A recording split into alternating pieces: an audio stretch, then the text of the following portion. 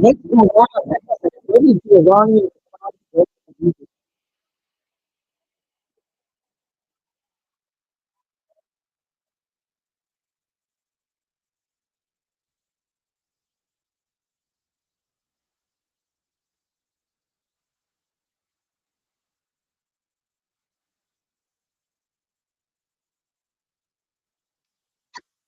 Welcome to the SHR Media. Who's going? You're trying. This is going to give you a lot to talk about today. I'm opening up the live chat.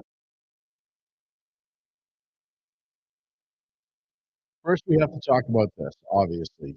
This just happened. This is huge. This is from President Trump. We have completed our very successful attack on the three nuclear sites in Iran, including Fordow, Natanz, Esfahan. All planes are now outside the Iranian airspace. A full payload of bombs was dropped on the primary site, Fordow. All planes are safely on their way home. Congratulations to our great American warriors. This is not another military in the world who could have done this. Now it's time for peace. Thank you for attention in the matter. Hold on. Hold on. Let me make sure all my audio settings are right. Hopefully that's better.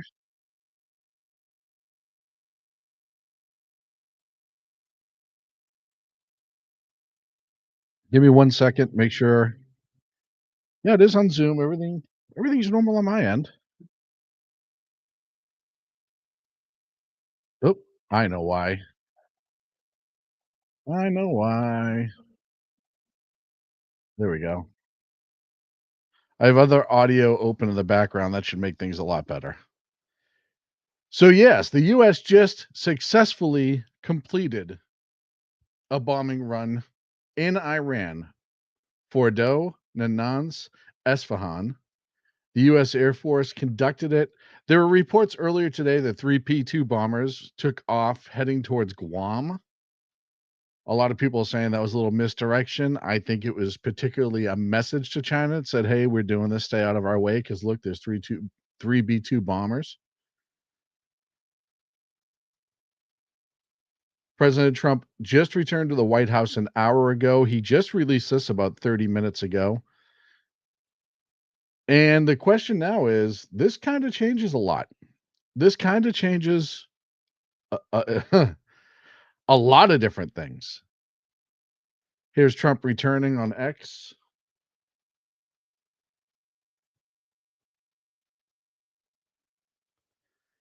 So you have to ask yourself, what happens now? Who's going to react how? How's China going to react? How's Russia going to react? All of the major players. Did Europe sign off on this? And I know for Americans, it kind of doesn't matter like who signs off and what and who doesn't, because we have to do what we have to do. Obviously, Israel knew what was going to happen. But this does change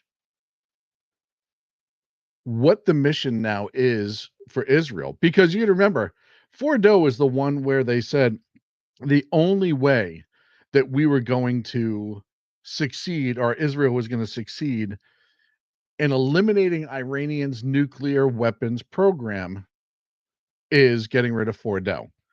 The problem was Fordow was so deep into the mountain, it had to be bunker busters, and only one plane in the American artillery can carry the size bunker buster, the GBU, what's a 57, that was able to pull this off.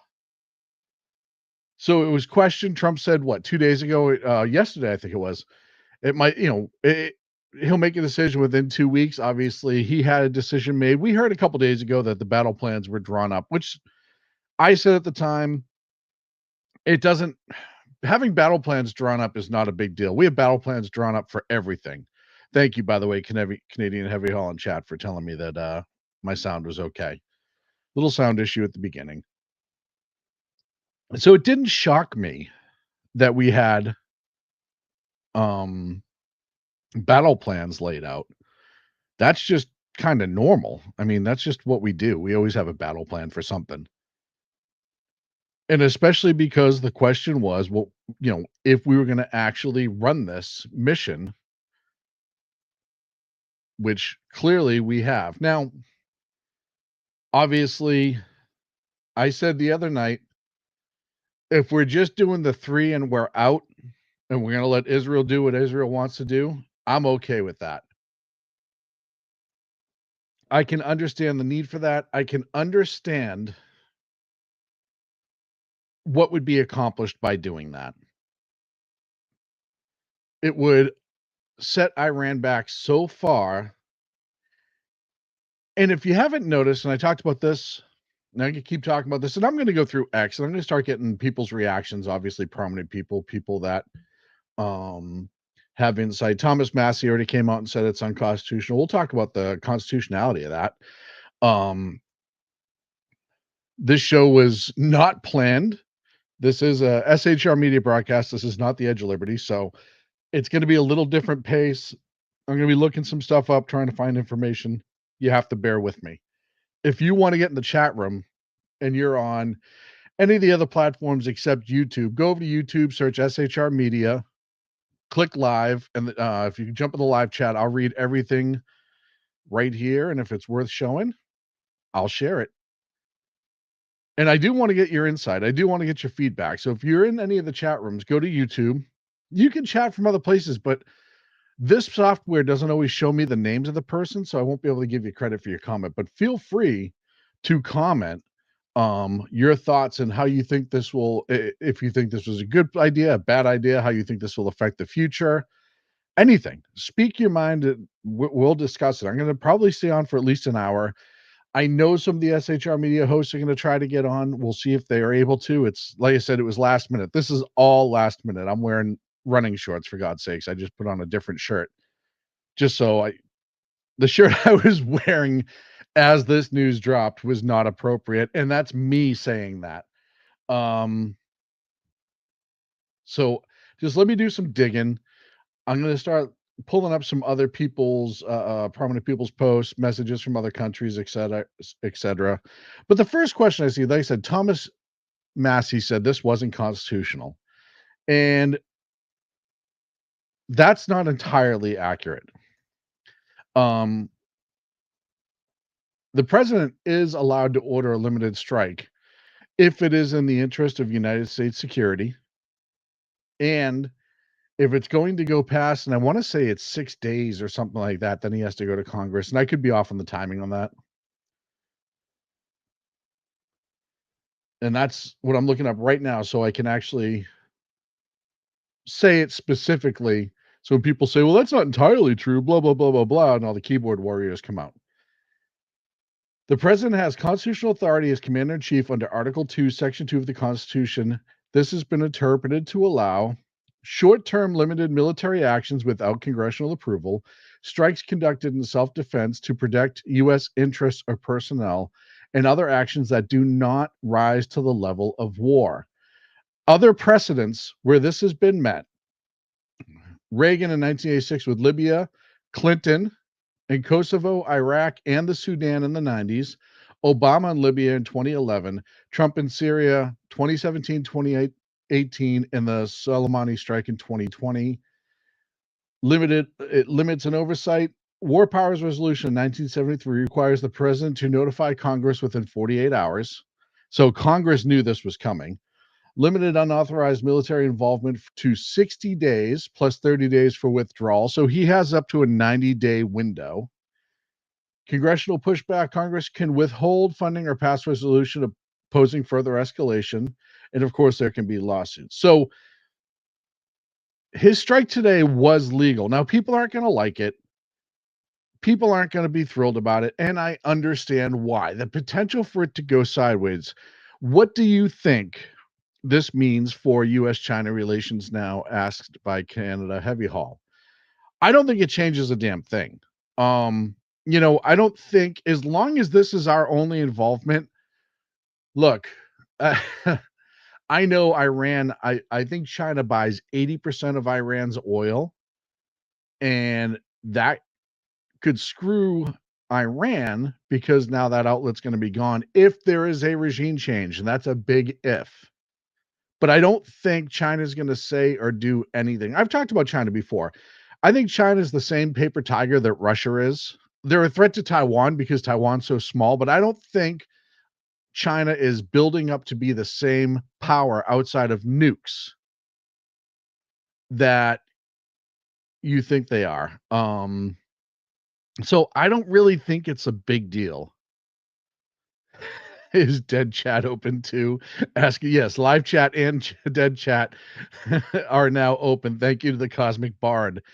Canada Heavy Haul. When Trump bombed Syria, the left actually applauded him for it. Now they're losing their minds. Yes. Yes, yes, yes. And it's because they hate Israel. They won't say they hate Israel, but they, and it's not even necessarily the anti-Semitism aspect of it, though I think for some people it is. I just don't think that they like how strong Israel is. And look, Israel is strong because we give them a lot of support, financially, militarily. Yes, they're tacticians; they're incredible at what they do. But if the U.S. did not support uh, Israel in the ways that we do, they may be having a much harder time. Not saying that they wouldn't survive. They have technology, they have ability, they make their own weaponry, they just buy ours because it's easier, and that doesn't mean they could make as much as we do. It would be very expensive for them. Cosmic Bard, everyone make sure you have virus protection up to date. Yeah, so that's going to start. And allegedly, and I don't know if this is true, I haven't had a chance to look into it. Allegedly, Truth Social is down after Trump. Let's pull it up right now and see. After Trump posted that on Truth Social, I was seeing uh, that it was not running properly. It's not say it was fully down.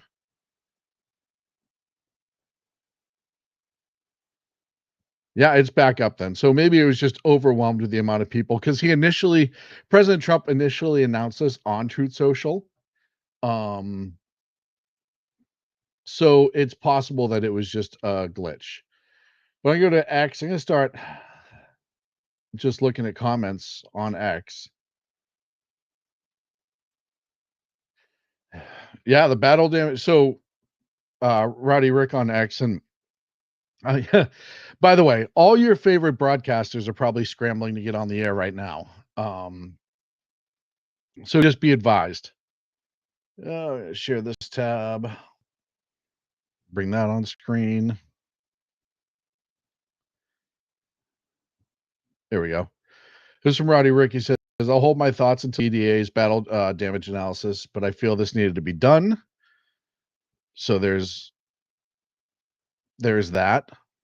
I like I said, I understand the tactical advantage of it. I'm still not thrilled necessarily about us being in any sort of military engagement, but I understand the argument. I understand why it had to happen. And obviously, they have information we don't. Look, Trump's not stupid. Um, he knows for a fact that many are, in even their own, in his own party, aren't going to be thrilled about this. That being said, that doesn't necessarily mean that it was the wrong thing to do. This from Heidi Snow on on X. Trump via Truth Social. I will be giving an address to the nation at 10 p.m. That is what, an hour and 20 minutes from now. So I may stick around for that and carry that at the White House regarding our very successful military operation in Iran. This is a historic moment for the United States of America, Israel, and the world. Iran must now agree to end this war. Thank you. Yeah, I mean, it's already been done. That's the thing now. I'm trying to look up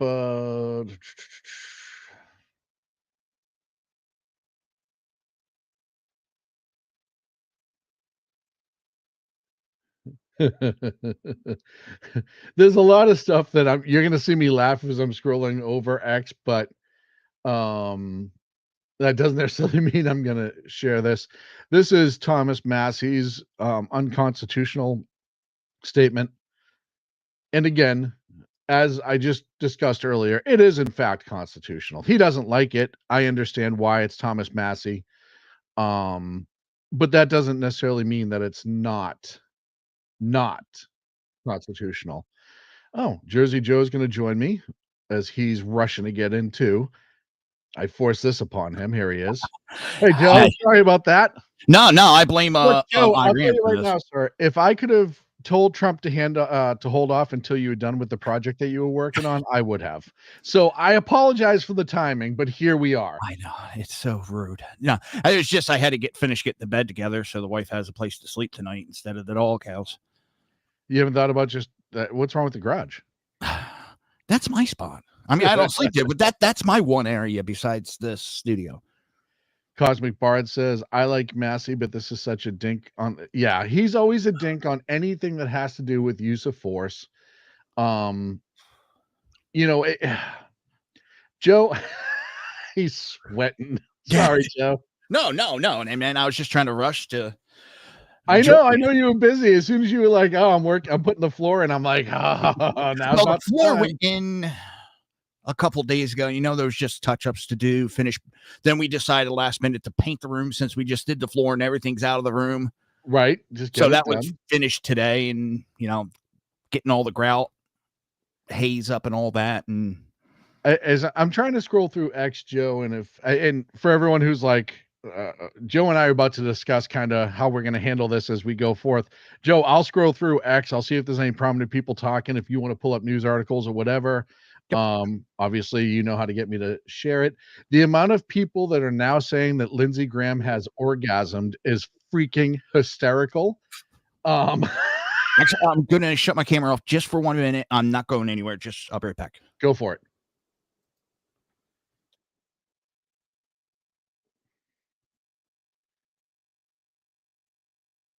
A lot of people going at President Trump's comment about now is the time for peace. They're saying it's very contradictory. You know, it is, but look, if you look at it from the perspective of he does not want this to continue and have lives, because that's the other thing is this wasn't an attack on downtown Tehran. We've hit very specific sites. Russia probably knew because they were probably told to withdraw their troops. That'll come out later. They had employees, not troops. They had scientists and such working in Tehran. They were probably told to get them the hell out. If the belief was by launching these 3 bombs, or these 3 bombers, I don't know how many bombs they had specifically. McCain had to be recoffined because of the ghost of McCain. It got a Woody. Yeah, probably. But if the goal was like, hey, look, we can let this go on for months and months and months on end, both sides meat grinding it like it is in Russia, Ukraine, or turn around and have 3 B-2s go over, drop a payload, and get the hell out and end this sooner and force Iran then to surrender. I mean, this could force them. Well, and that's the thing. If this all of a sudden turns around and does force them, he then looks like a genius. I mean, really, he does. Because now, instead of what we look. Well, I got to point out, everybody's freaking out. Oh, he's getting us into a war. He's getting us into a war. No, he did a military strike, just like he did, in 2017 Syria. When he smacked Yemen. Yeah, and then Syria, and then Khomeini. I mean, not Khomeini, Soleimani. You know, and look, Obama technically is an invasion. We're not invading. Yeah, no, and Obama did the same type of actions I read earlier. Bill Clinton did the same type of actions. Yeah, Kosovo, Iraq, and Sudan in the 90s. Reagan and Libya in 86. Reagan also in Iran. People forget about that.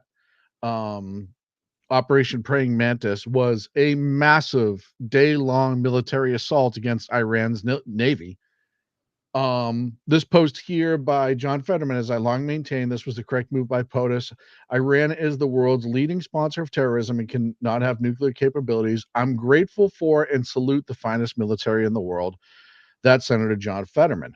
I'm telling you, Joe, it's amazing what a stroke does for some people. Yeah, but if you look at his voting record, still he still votes I party. understand that, but He look, talks a good game, but doesn't have the it's 2025. Social media moves more people than votes do. True. You know. I'm not trying to knock down your point. I don't trust him. I don't trust Tucker Carlson. I don't trust a lot of these people. They're fair weather, whichever the wind's blowing. Right. And what's funny is if you watch the liberals the last couple of days when Trump said he was going to give him 2 weeks. Oh, look at that. We knew it. He's weak. He doesn't have the balls to do it. He doesn't have now the they're coming back and they're like, well, now it's just a war. And blah, blah, blah, blah, blah. And I'm not going to post. This is almost as bad as the Emily Padilla. Oh, Jose. Emily. I've nicknamed him for his Emmy that he's going to get for all this fucking acting and crying he's been doing. He was crying on MSNBC about getting called Jose. Maybe Vance was thinking Jose jalapeno on a stick. Who knows? This is from Peachy Keenan. She's a Fox News contributor. Forget bombing Iran. We're dealing with a much bigger issue here, like our beloved senator getting called Jose. So there you go. Yeah, but then, they draw the line at Jose, but Nazis and Hitler, that's acceptable. Yeah, exactly. They don't care. And like I said, it's all acting with them. Yeah.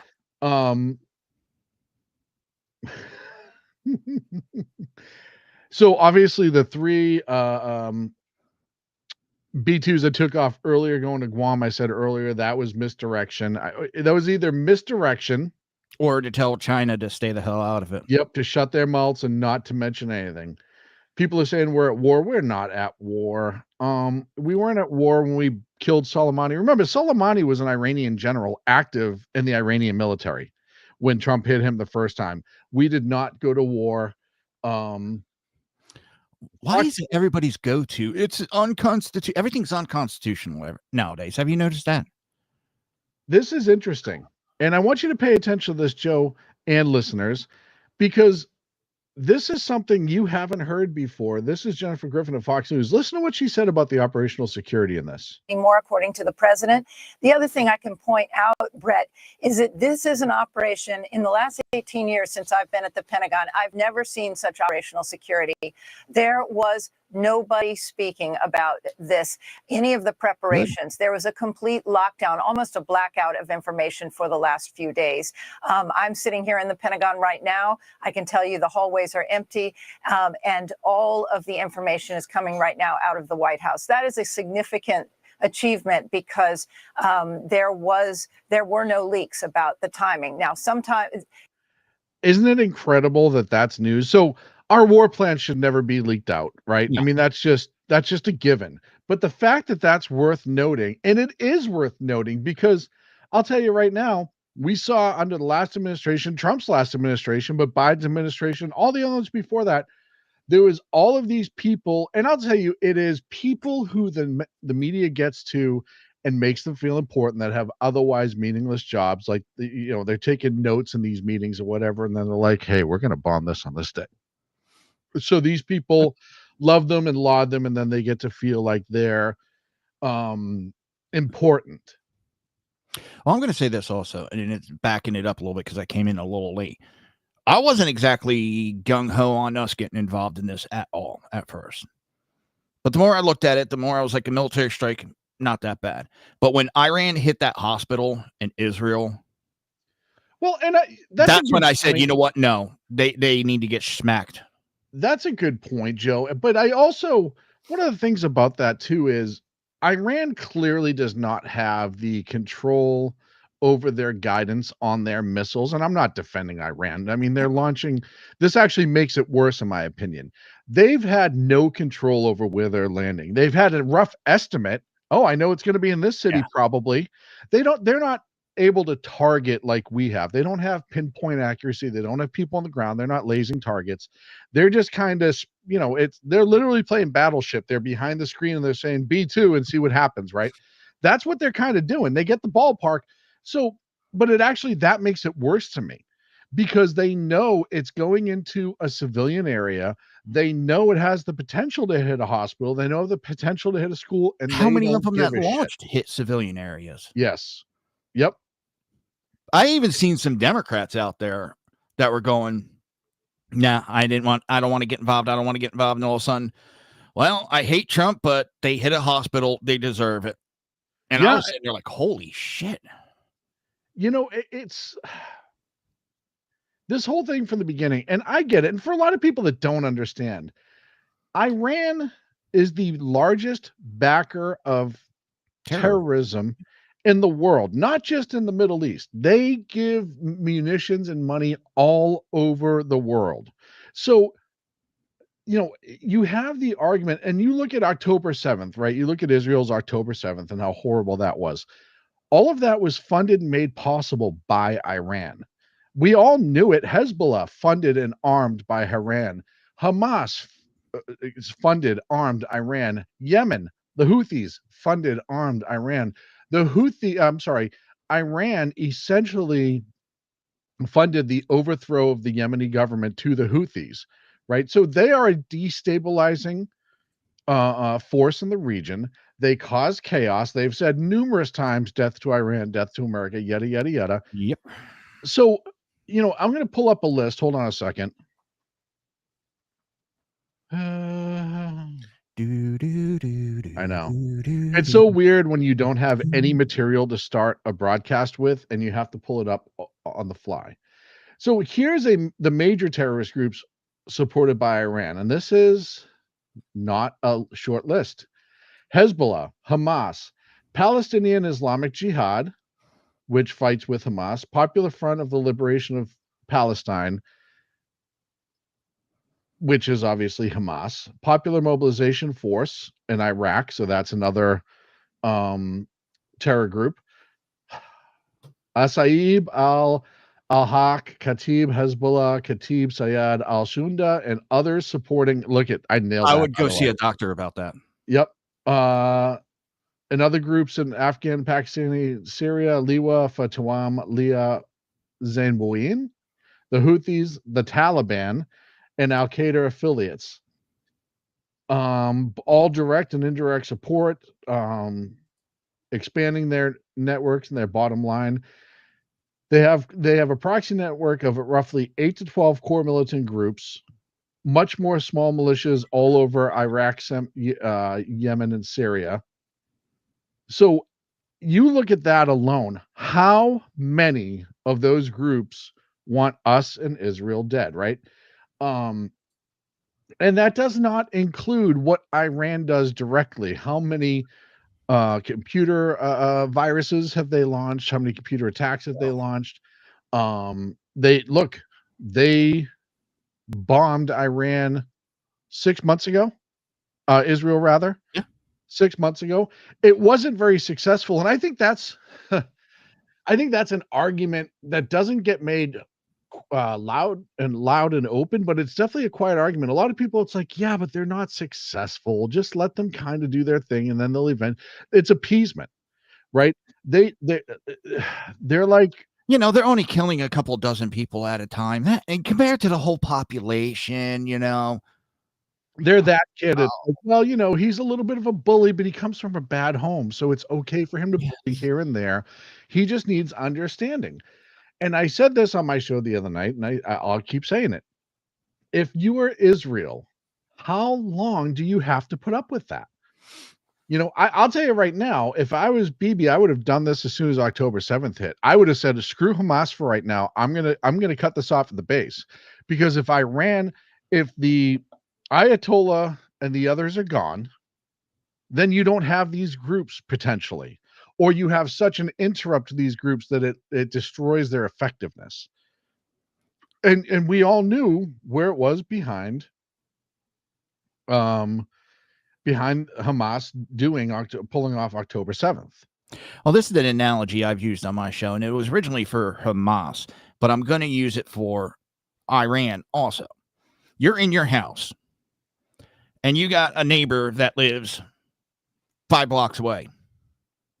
And he comes and bangs on your door. He opens it up, and he starts punching you in the face.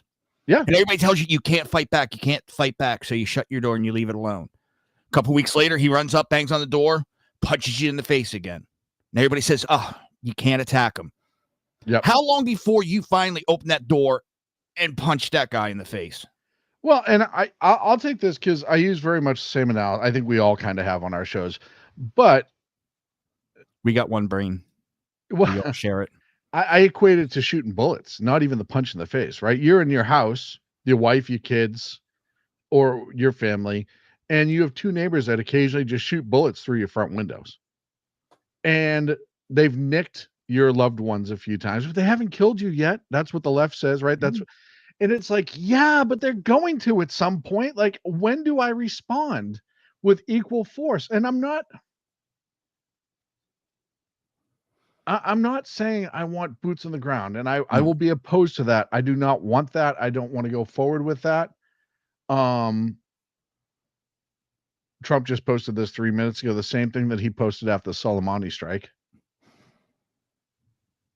But the simple fact of the matter is, at some point, you have to do or consider doing something. Yeah. You know what I mean? And yeah, look, we began supporting Israel a long time ago, even after October 7th, which obviously it's just what we do. It's part of our agreement, and it's an ally country. Ally of ours. They back us up.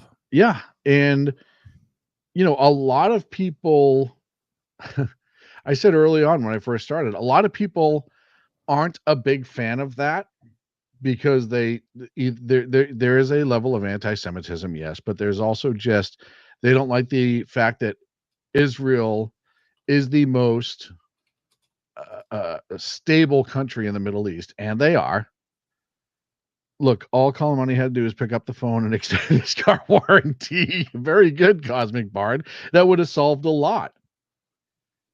And when you do peaceful through strength, and look, Reagan did this, a few times with Libya. But you also had, as I said before, Operation Praying Mantis. There was the, is it El Dorado Canyon, Operation El Dorado Canyon? That's when he sent all the bombings in and bombed Libya. Bomb. Can't say bomb in an airplane.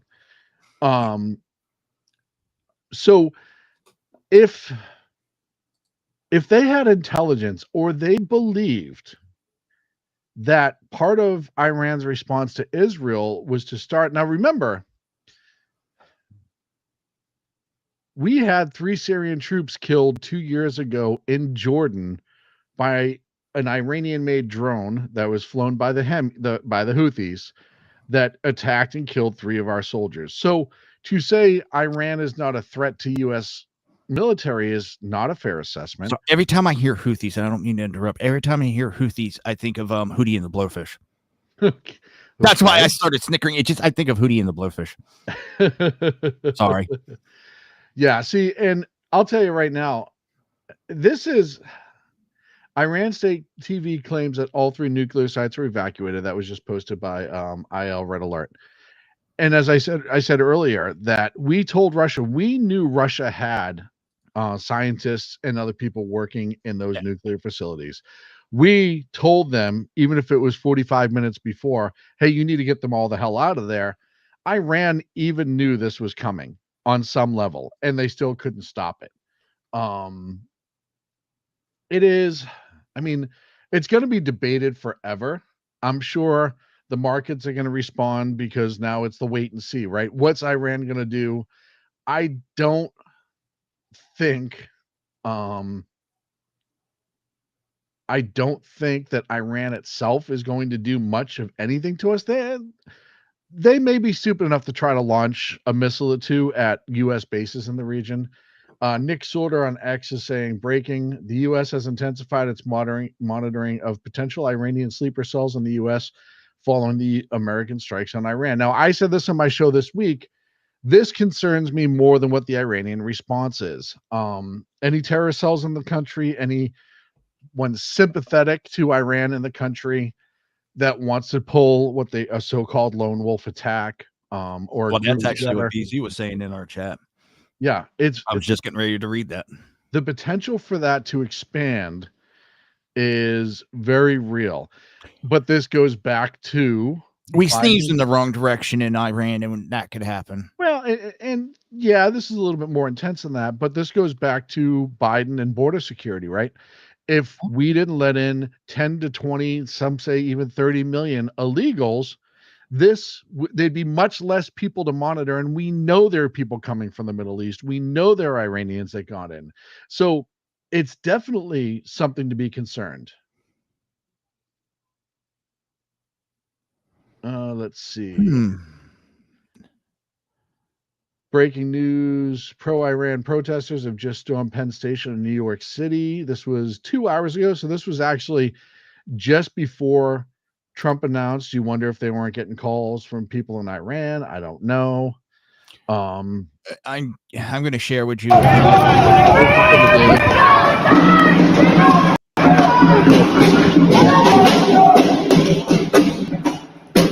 Now, Joe, I can barely hear you. huh? I can barely hear you.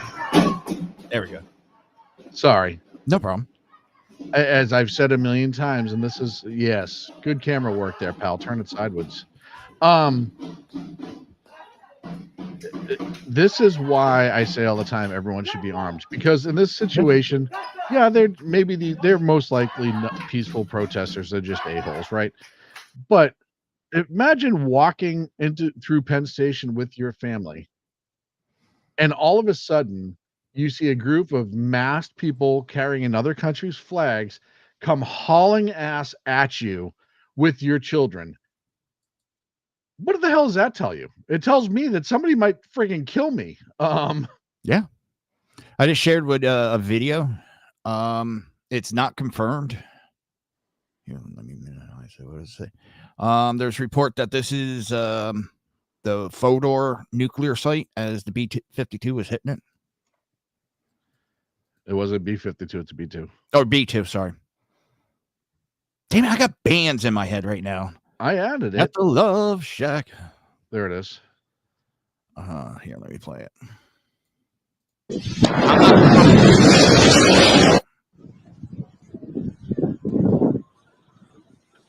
I mean, anything's possible. It's entirely possible that this is it. We're going to get a lot of these there to come out. That's what I'm saying. I'm not confirming it is or it isn't, but I just want to share with what comes across. And this is going to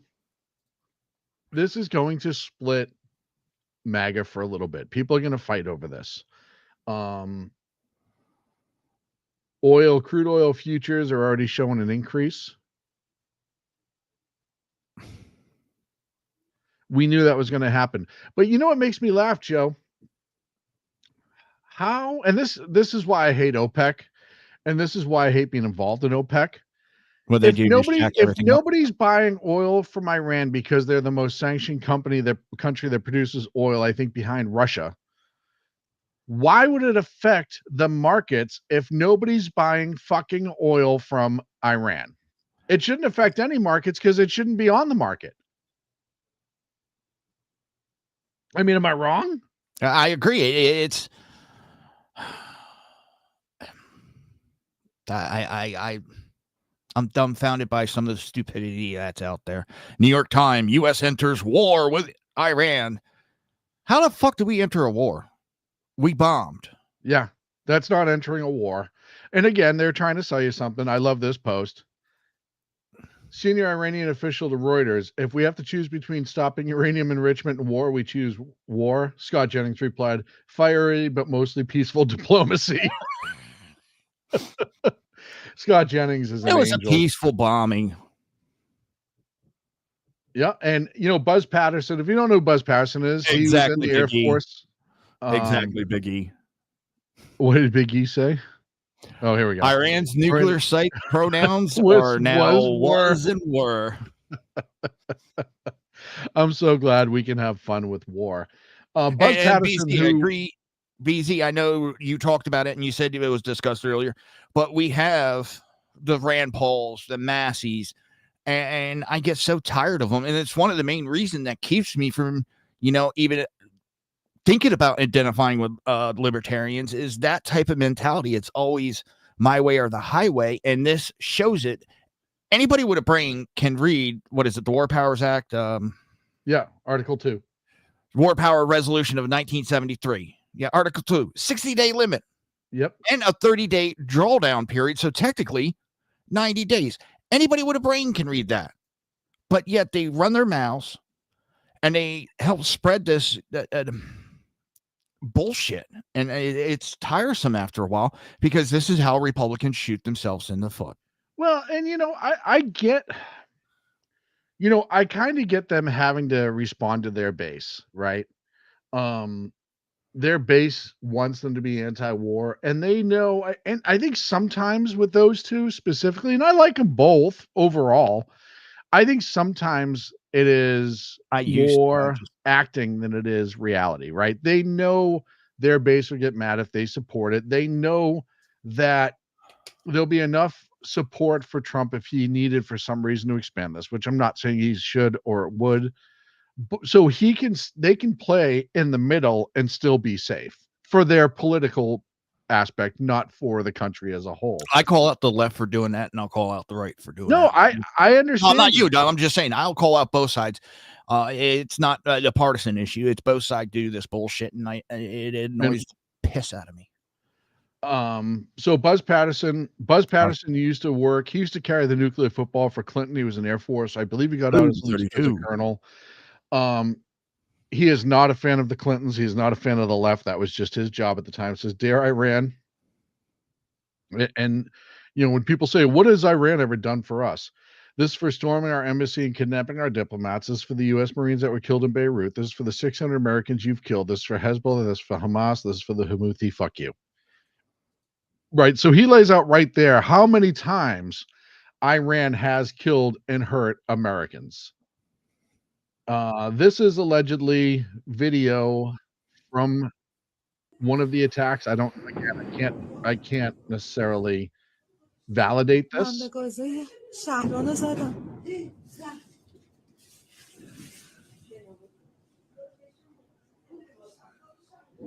I don't know if that was from tonight or not. I just know that's fire. That's a huge fire. Big boom. Jamie want big boom. Somewhere John Bolton is jerking off. And that's the hard part, because, and I've said before, and I'll say it again, it's hard when you, as the president, get confronted with the situation where you determine that, hey, there has to be action taken, despite the fact that, and that's part of the risk you run as a president, right? There's always a potential that there's action that'll have to be taken, even if you're not a pro-war or a war hawk style president. Trump said, hey, no new wars. We want to end wars. This is ending a war, in my opinion, because this is going to force Iran to the table. That's just me. But you get confronted with the situation, and either by design or by happenstance, that you have to respond to. You're forced to respond to. No actions can show weakness. Well, and it's just sometimes the world just is a bitch and has a way of catching up to you. IL Red Alert. Iran State TV political deputy says the nuclear sites at Fordow, Natanz, and Esfahan were evacuated prior to U.S. strikes. Earlier, veteran presidential candidate and Expediency Discernment Council member Moshe Rezai claimed all nuclear materials and equipment have been relocated to secure locations. Don't buy an ounce of that. No. No part of me believes that they fucking bounced everything out of there that quick. And I know I'm jumping around because as stuff pops up and brain's a little slow today. You were saying how the B-2s went to Guam. Yeah. Could that have been a little thing to China to tell 100%. them? That was 100% a message to China to say, hey, cut the shit.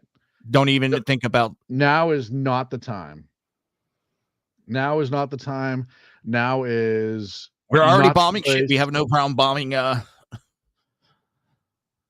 Well, it's just, look, we're here. We can do what we want to do.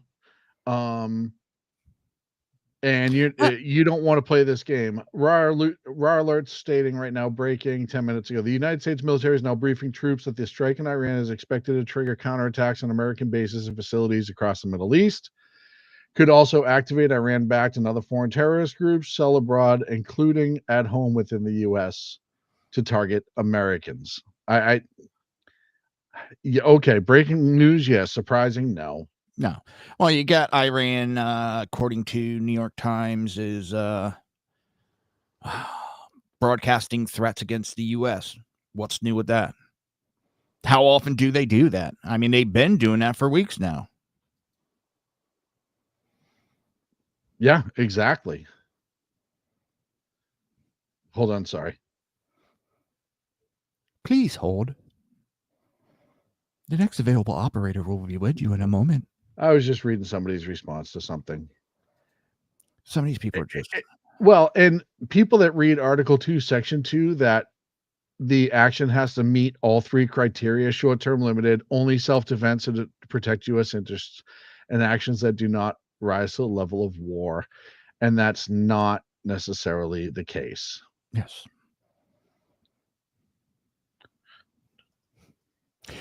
How does, and they've allowed it, putting troops on the ground in the past, not rising to the level of war. Right. Yeah, I mean, you look at the amount of times that we've done, that we've put troops on the ground. Look, we had a proxy war in Libya. We destabilized all of Libya. We killed Gaddafi. We did all of that, and nobody once bitched about Obama or Clinton, right? Yep. So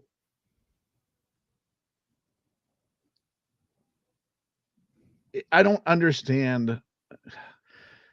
I think you're better off having the moral argument of, like, is this really our war? And I'm not saying I agree with this, but I think you get more respect for that conversation of, like, do we want to get involved in this? Do we want the potential for the blowback? Whatever, versus he just can't do this because of Constitution, blah, blah, blah, blah, blah. And it's like, no, he can. Especially for the people that trample the Constitution constantly.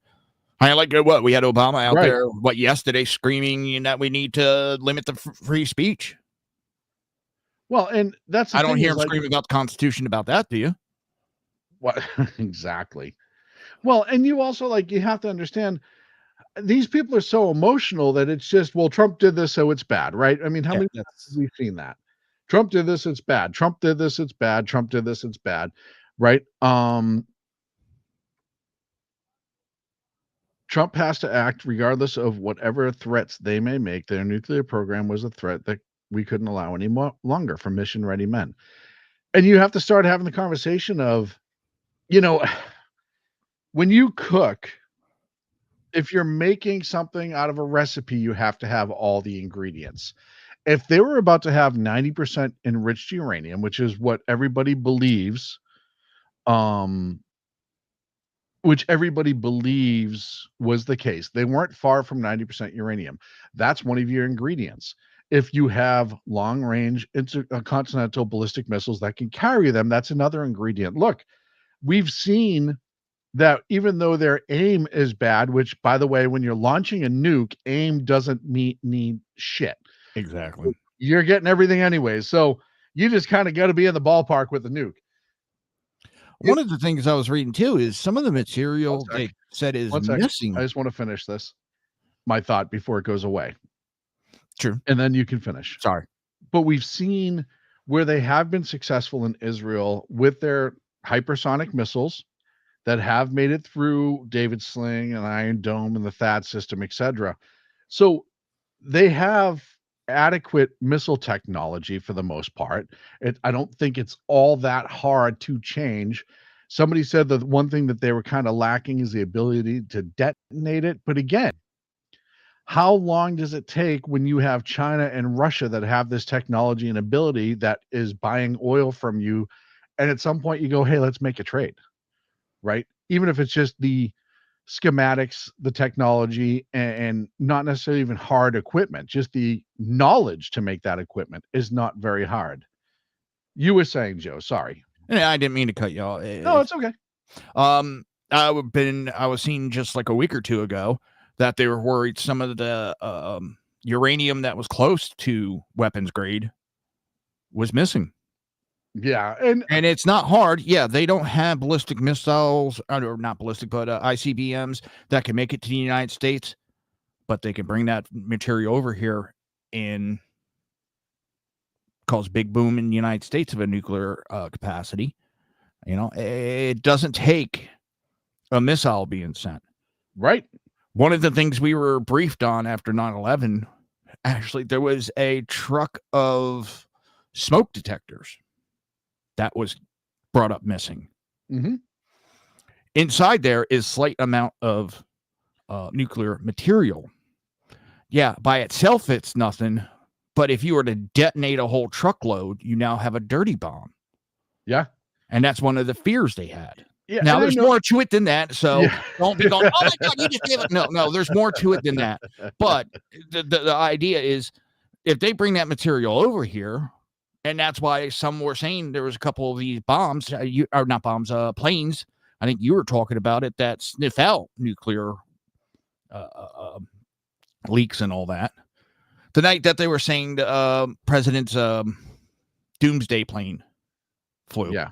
There's another plane. It's always up. Right, but there was another plane you were talking about that. Constant Phoenix, which is the nuclear sniffer plane. Yeah, could that have been up because it's looking for that material? Well, and that's another plane that flies a lot. Yeah, but with what's going on, right? Well, and so I'll tell you right now, and I'll hold on to this belief forever. Damn, they are not going to activate their transponder and make the entire world known on Flight Radar 24 that they are going on a secret mission. You just won't see them. You won't see them, which is why when everybody brought up the B-2s going to Guam, I'm like, all right, there's another reason for those going to Guam. They're not on this mission. They have nothing. I guarantee you these took off from Diego Garcia, which is, by the way, a joint U.S.-British base, and that means that the British authorities knew this was happening too. I have a feeling that conversation was had at the G7 meeting inside Canada last week or a couple days ago. It was like, hey, we're doing this. This wasn't just a decision that was made. As I said a few days ago, we were moving everything in a position where if for some reason things go sideways, we have the ability to respond to a much larger conflict. Yeah. Well, how many times have we seen those fleets get shipped over to the Middle East and added, enforced just to show force? It didn't mean we were going to attack. It's just right. It just happened. So we've been on the air for almost an hour. I want to remind everybody, this is an SHR Media special broadcast. The United States Air Force, at the order of President Trump, conducted a bombing raid inside of Iran, striking the 3 large nuclear complexes that we've talked about, which is Esfahan, Natanz, and Fordow, using B-2 bombers and bunker buster bombs. As Cosmic Bar just posted, President Trump tells Fox News the U.S. completely obliterated Iran's Fordow nuclear facility with 6 bunker busters dropped from B-2s rather than just 2. Now, I am not 100%, and I will say that now, but I believe they can only carry 2 bunker busters each. I can look that up really quick. GBU 57s. Because of the weight. Not the space, it's the weight. They're very dense. So they can carry up to 2 on the GBU 57A and B, the MOP, because they weigh 30,000 pounds apiece. I mean, if you've ever looked at how, when we got into the Iraq war and Saddam was hiding in bunkers and his military was hiding in bunkers, and this is the first time, and they said, hey, we have to find a way to be able to get these bunkers. Our traditional ordinances aren't doing it. I forget the name of the company, but the U.S. Yeah, the U.S. Took a whole bunch of barrels from artillery barrels from retired artillery, sent them to this company. They milled them. They filled them with concrete. They found a way to get explosives into them. This is all within like 2 or 3 months. They figured out, they threw them out of a couple of C-130s. They found out that they'd do the damage they were trying to do, and they shipped them off to Iraq, and that's where we got the original bunker busters. They're just metal filled with concrete with explosives inside. They go 200 feet in the ground, and then they detonate inside out. And that's where they came from. And if you want to know more about that, the Fat Electrician, who's a military historian on YouTube, has a great show about that. Just so everyone's like, I did not inherently have this knowledge. I've learned it from other places. Once again, there is absolutely stuff that I'm seeing that I'm not going to post just because it's just not the time or the place. But social media is absolutely freaking hysterical. And one of somebody I follow and follows me on X says, her name's Holly. Anyone else hoping for another die like a dog speech? Because you remember when Soleimani, was it Soleimani? Or was it nope, it was Baghdadi, al-Baghdadi. When we went in and got al-Baghdadi, by the way, another use of force on the ground, just like when we killed bin Laden that Obama did, right? And I know they can say it was under the the Terrorist Act, the war on terror, but we still were sending people into Pakistan without legal authority to do so, to pull off a special mission. We do stuff like this. But when we got al-Baghdadi, if you've ever seen Shane Gillis's stand up where he does the Trump impression the very first real time, he talks about how Trump said he died like a dog, and it was like the funniest thing that a president could say when it comes to announcing the death of a terror. And so the left is taking it how you expect them to take it. That was just taken. Yeah, Rep Jim McGovern. This is insane. Trump just bombed Iran without congressional approval, illegally dragging us into war in the Middle East. Have we not learned our lesson? Congress must return to Washington at once to vote on Representative Thomas Massey's war power resolution to stop this madness. Yeah. And they know didn't Congress already pass that? Well, yeah, in 73. But here's the thing, and you know what this is. Yeah. They know what the law is. They know Article 2. They know the 1973 War Powers Act. They know how all of that fits into this. This is just all staging. This is all an act. They know nothing's going to change. They know they can't change anything. But just like bad theater, you need to call out the bad acting. Yep. So this is just in Colin Rugg. I'll be right back in a minute, Sean. Okay. This is from Sean Hannity. Apparently he's on Fox, and he reported he spoke to President Trump. We used 6 bunker buster bombs as well as 30 Tomahawk missiles that were fired from submarines 400 miles away. It does not shock me that we paved the way for the B-2s to make sure nothing was in their path. That does not shock me at all. Let's see.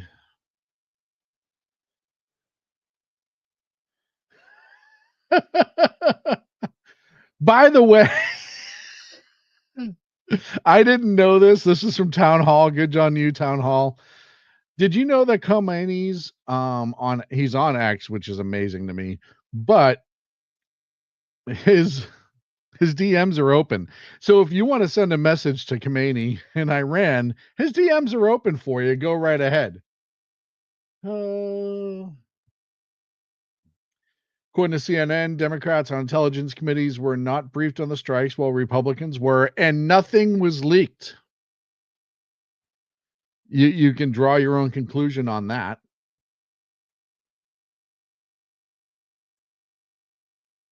Bernie Sanders. What's Bernie saying about this? Hold on a second. Here's Bernie's response. He apparently found out about the attack during a speech, his Fight the Oligarchy thing. I haven't heard this yet. Let's see what he says. This is a statement from Donald Trump. Quote, "We have completed our very successful attack on the 3 nuclear sites in Iran," etc.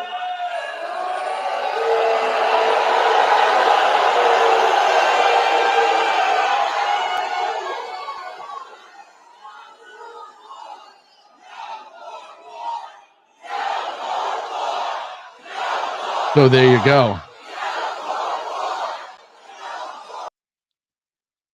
He's saying that's how he found about it, which I believe, but the reality of the situation is no leaks. You have to put those two together. You have to find those two facts coming together. There were no leaks, and the Democrats didn't know about it. Oh.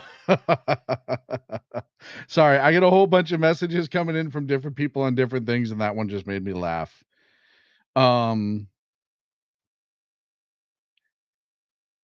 That's hysterical. Big picture, October 7th was the downfall of Iran.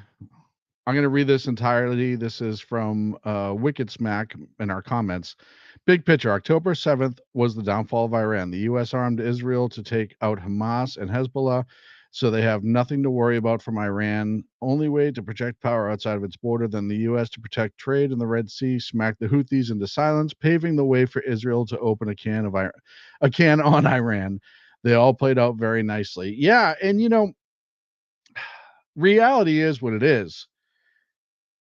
Iran was actively that statement is entirely accurate. Iran was actively through their proxies attacking shipping. That was Yemen.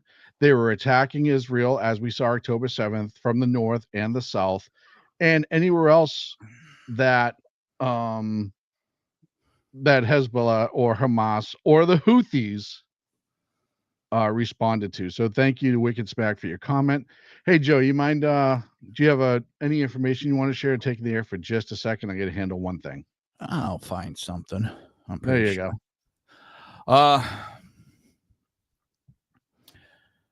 Like I said, I didn't want to get into this, but you know what? Sometimes in life, you got to do things you don't want to do. You cannot show weakness in this world. And no matter what Trump did, was not the right decision. We saw it the past week. He's going to get us into war. He's going to get us into a war. He says 2 weeks. Oh, look at that. He's weak. He's weak. He's weak. Now it's unconstitutional. It's unconstitutional. He got us into a war. There's no winning. There is absolutely no winning when it comes to Trump. When it comes to the Republican Party, the Democrats would not say anything positive. Representative Nadler, the president's decision to bomb Iran was grossly unconstitutional, since only Congress has the power to declare war. I didn't know we declared war. Did anybody else see that we declared war? I saw a military strike. I didn't see us declare war. Let's see.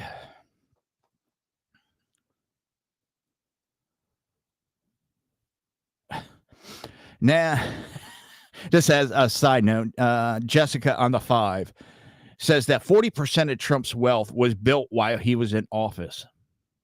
He lost $1 billion of wealth from the time he became president till now.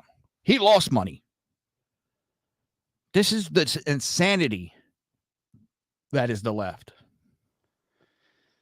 Well, and you know, now they're going to be picking at anything they possibly can. And outside of this attack, I just happened to see that, and that one just kind of ruffled my per IL report, the New York Times reporting that Iranian TV has begun broadcasting threats. And they've been broadcasting threats for the last 2 weeks anyways. Sorry, I had to step away for a second. I have to handle a few things, and I'm going to have to step away in a couple more minutes. That's fine. I had to step to the side for 2.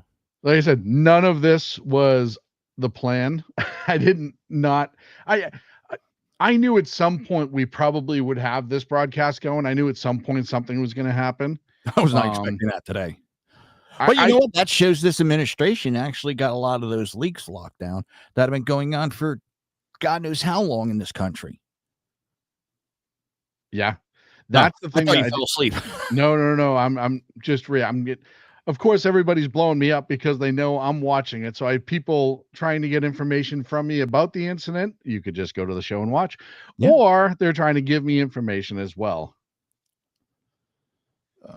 which I appreciate. I love when I love when friends and stuff and fans shoot me information about something I might have missed. Yeah,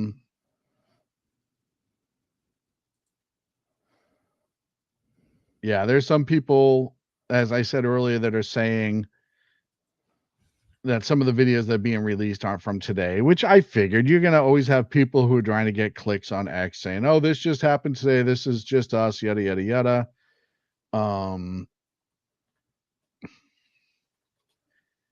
Here's another one. This is one I haven't seen before. I've been watching a lot of these videos and you start seeing the same ones kind of roll around. Here's one I haven't seen. So this could be new. And if looking at the size of this explosion, and this could be the same one we saw earlier from a different angle. Look at that. Yeah, I think that is because that building, the top corner. This is how juvenile I am. And I'll admit I'm being juvenile. Yes. Every time I see this, immediately Mythbusters pops in my head. Jamie wants big boom. Yeah. I'm sorry about that. Just no. You're a giant child, and that's okay. It happens. I'm a male. Well, you know, it's normal for us. It's so we now have to look at what comes now, right? So I know Trump's going to make a speech in 30 minutes. We're going to carry Trump's speech. I might as well stay on. It's already been over an hour. It's already flown by. I haven't seen any notifications about incoming missiles into Israel in the last hour. I don't think they've been any incoming for the last 24 hours. They had a couple of drones come in today. They had a couple of drones, but no missiles, which, brings you to the argument of what does Iran actually have left? Look, we've seen with Russia, they're more of a paper tiger than anyone thought. They can't run over Ukraine. Now, if they were half the army that they've alleged to have been on paper, they should have just strolled through Ukraine, right or wrong. China's the same thing. I don't think China is nearly as strong and massive as they claim to be. And no, Iran. Now, Iran has technology. I will say their missiles have done and been better than I expected them. More effective, I should say, not better. More effective than I expected them to be. Yeah, but there was a lot of questions how much more they had left. Right. That's the thing, is the stockpile. Hypersonic missiles are not cheap.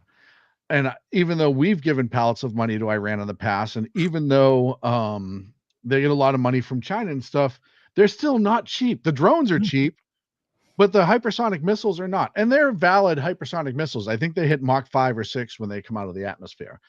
Their targeting is terrible.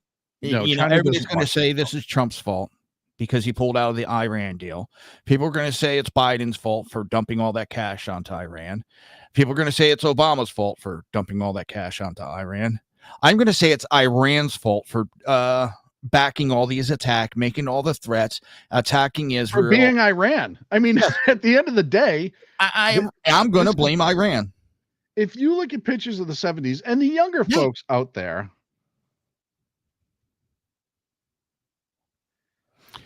well, he's doing that now. Out of the Red Alert website, Fox News citing a source: Israel damaged 75% of the Natanz and the Esfahan with U.S. Tomahawk strikes, finishing the job. Also reports of, instead of heading west as first thought, the B-2 bombers may have flown east using tanker routes to mislead observers. Yeah, and I mean, that's if we even know where they Yeah, I still think the ones that went to Guam and they were either a diversion or a little strength against China to make sure that they don't step their toe. China basically, for I've seen the reports, they told Iran they're kind of on their own. So Russia, China, North Korea hasn't said anything, but they won't have Houthis. I don't know about the Houthis. It's either Houthis or Hamas said that they are not going to get involved. Hamas said they're ready to march now, but and it's the Houthis that said they're not getting involved. They also just get their ass handed to them. Well, yeah, Hezbollah are the ones, I'm sorry, that said it. We'll fight as soon as the U.S. attacks on Iran, and then they showed 12 guys marching with AK-47s. Not exactly Look, I said that if Iran needs help from Hezbollah, they can just send them a page and go from there and see what happens. It worked out well when Israel sent them all pagers. Good old Tommy Hawks from Ryan in chat. Yep. I'll tell you, how many Tomahawks was it? Did I say it was 40 Tomahawks on top of the bunker busters? Wait a minute, isn't that racist? Nope, we're not. Nope. The total sleight of hand, the actual was probably left just, yeah, that's what I mean. That's if they left from the US. They could have taken off from Diego Garcia because there's nobody out there, and hit a couple of tankers on the way over. BZ talked about it on his show, or maybe when he was on my show the other night, is that without refueling, they could have come close to making the run. Now, there's no reason for them not to refuel, but that's well within range. Well, not well within range, but it's close. They've been on Diego Garcia for a couple of months. And like I said, if you know anything about Diego Garcia, it's in the middle of the friggin' ocean, and there's nothing there. Nothing. So who's going to witness him taking off? Yeah. There's so many things to this mission that we're not going to know for God knows how many decades down the road when it finally all comes unclassified. Well, yeah. And we'll probably be in the ground dust by that time that happens. Yeah. And you have, like you pointed out earlier, you had both China and you had both Russia who've reached out to Iran and said, hey, you need to cut the shit. Right. When your Colombian president put a message out. Who? Colombian president. Oh, good. What did he have to say? Says Iran is not pursuing nuclear weapons, but is focused on peaceful nuclear development. He also warned that the U.S. strike on Iran's nuclear site risk escalating tensions across the Middle East. Yeah, I don't think so. Look, I think Iran has been a useful idiot for a lot of countries for a long time. Yeah. Right. All of these bad actor countries get their oil. Like I said, Russia, this is going to hurt Russia more than anything else because the amount of drones that Russia was getting from Iran that they were using in the Ukraine, never mind their oil. Like I said, I know China buys the most oil from them and Russia's right behind them.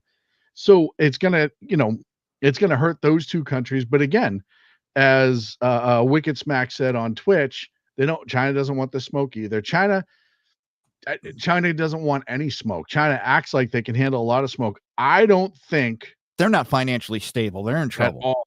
At all. They're not financially stable. No. The same. The Iran who folded the whiff of the tariff. Yes, that's them. Wicked Smack. Iran's Atomic Energy Organization will be issuing a statement shortly. That was 5 minutes ago. Was that the one guy that's left? Sorry. Probably wasn't. But with the Colombian president, if he starts talking to me about cocaine and all that, all right, I'll take his expertise. When it comes to Middle East, no. I agree. Yeah, Jennifer Griffin on Fox News is now saying the same thing you said a little while ago. The B-2s going to Guam were a misdirection. I also think a little bit of a message too. North Korea, China. Yeah. We need to get rid of Putin. The world needs to get rid of Putin, yes, but that's a different conflict than what's going on here. Here's the other thing that I talked about at X, and sorry I cut you off here. No, that just reminded me. The Democrats are bitching about us doing this, and that you can't do this and can't do that. But they're the ones that have been pushing us to try to start World War III with Russia. Mm-hmm. And they want actual boots on the ground sent over there. Yeah. And I'll tell you, Joey, that's a great point. And Russia's not it's so amazing to me. You look at the Russian conflict and the conflict with Ukraine, it all started under Obama when Russia took over Crimea, right? That's when it all started. That was the initial. We did not respond. And then this last invasion, we said it was going to happen. We told everyone it was going to happen. I'm sorry. Let me rephrase that. Everybody except for Joe Biden knew the invasion of Ukraine was going to happen, and he did nothing again. And that was by choice. He didn't worry about what ice cream they were having that night. Well, and his handlers were probably still dealing with the Afghan pullout or getting ready for the Afghanistan pullout. I forget how the timing worked on that. No, the Afghanistan failure was before the Ukraine invasion. And they didn't want to get involved. And I agree that we shouldn't have gotten involved in Ukraine. That was Europe's issue to deal with. Europe should have been on the forefront of that. Yep. That's more their issue than ours. And that doesn't mean that I have any loathing for the people of Ukraine. That's the opposite. I feel for them. But there are other countries to deal with it as well. Iran has been our problem for a long time. And Israel's an actual ally of ours. Yeah. Look, Iran's killed more U.S. soldiers than than Russia has. Yeah. Now, Russian proxies during the Afghanistan war or whatever, there's some arguments you can make here and there, but overall, Iran's killed more U.S. soldiers than Russia has, right? Yeah. But we also have the vested ally in Israel who's being attacked versus Ukraine had 15 other countries sitting right there that has military ability that could have intervened, that could have done a lot of other things, right? So that's a different argument than the argument with Iran. And like you said, the left in this country wants boots on the ground, planes in the air for that war they have for a long time. They know they can make money off that war. Well, yeah. And the useful idiots just think that it's the only choice when it's not. We were never going to go to war with Iran. Look, we could have done this to Iran a dozen times in the last few years just for funsies. And there's nothing Iran could have done to stop us, right? They had no nuke. There's no deterrent. The one deterrent that Putin has is that he has a nuke. The difference is he is a narcissist. He doesn't want to die. He knows that's mutually assured destruction. He is all about getting the party back together. And you remember, under Bush, I think it was Bush is when he took back more of the country of Georgia. And then under Obama, he grabbed Crimea. Yep. And then under Biden, he walked into Ukraine, right? He's trying to get back the resources of the old Soviet Union, which kind of makes me laugh because one of the reasons this old Soviet Union fell is they had no fucking resources. He's if you look at what Crimea and the whole Ukraine thing, that gives them access to what is it, the Black Sea? Oh yeah, no, he wanted the warm water port as well. Yeah. Yeah, both Ryan asked in the chat room, does Pakistan have nukes? Both Pakistan with that food, hell yeah. And India sorry have nukes. Trump has been working though. He got Pakistan and India to stop fighting. He did. And this is Wicked Smack in the chat. He just got a peace deal. That this is a very valid point that I was going to talk about this week on my show between Rwanda and the Congo. He just got that peace deal. Was it yesterday? And don't forget the Abraham Accords, the last time he was in office that Rick Grinnell headed up and was able to secure that. So yes, Trump has done more for peace in this country, in this world during his time as president than most other presidents have done. Look, what war did Biden end? Afghanistan was not the end of a war. It was running away, right? It was running away in a very haphazard way because he was trying to get a political win and he fell flat in his face.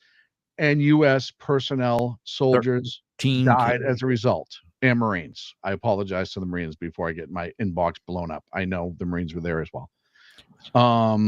If they have their crayons, they'll be okay. Yeah. But yeah, so Pakistan has nukes as well as India. And that's another one. This isn't like, I'm glad he kind of brought up India, Pakistan. India, Pakistan has been having these skirmishes since they've both came out from underneath British rule, because you remember they were the same, they were under British rule, and then when the Brits left, they separated into two countries. That's just what happened. And especially Kashmir, they've been fighting over that for the entire time. Why did we fight over Led Zeppelin? I don't understand. Wicked Smack, who is a former Marine, who said red is the best flavor. Is it like Gatorade where red is like for medicine, yellow's for medicine, red is for something else? Somebody said like the dark blue's for mana, the light blue is because it tastes colder. I know there's like a whole chart out there on Gatorade, so I just don't know if crayons are the same way. I never ate them.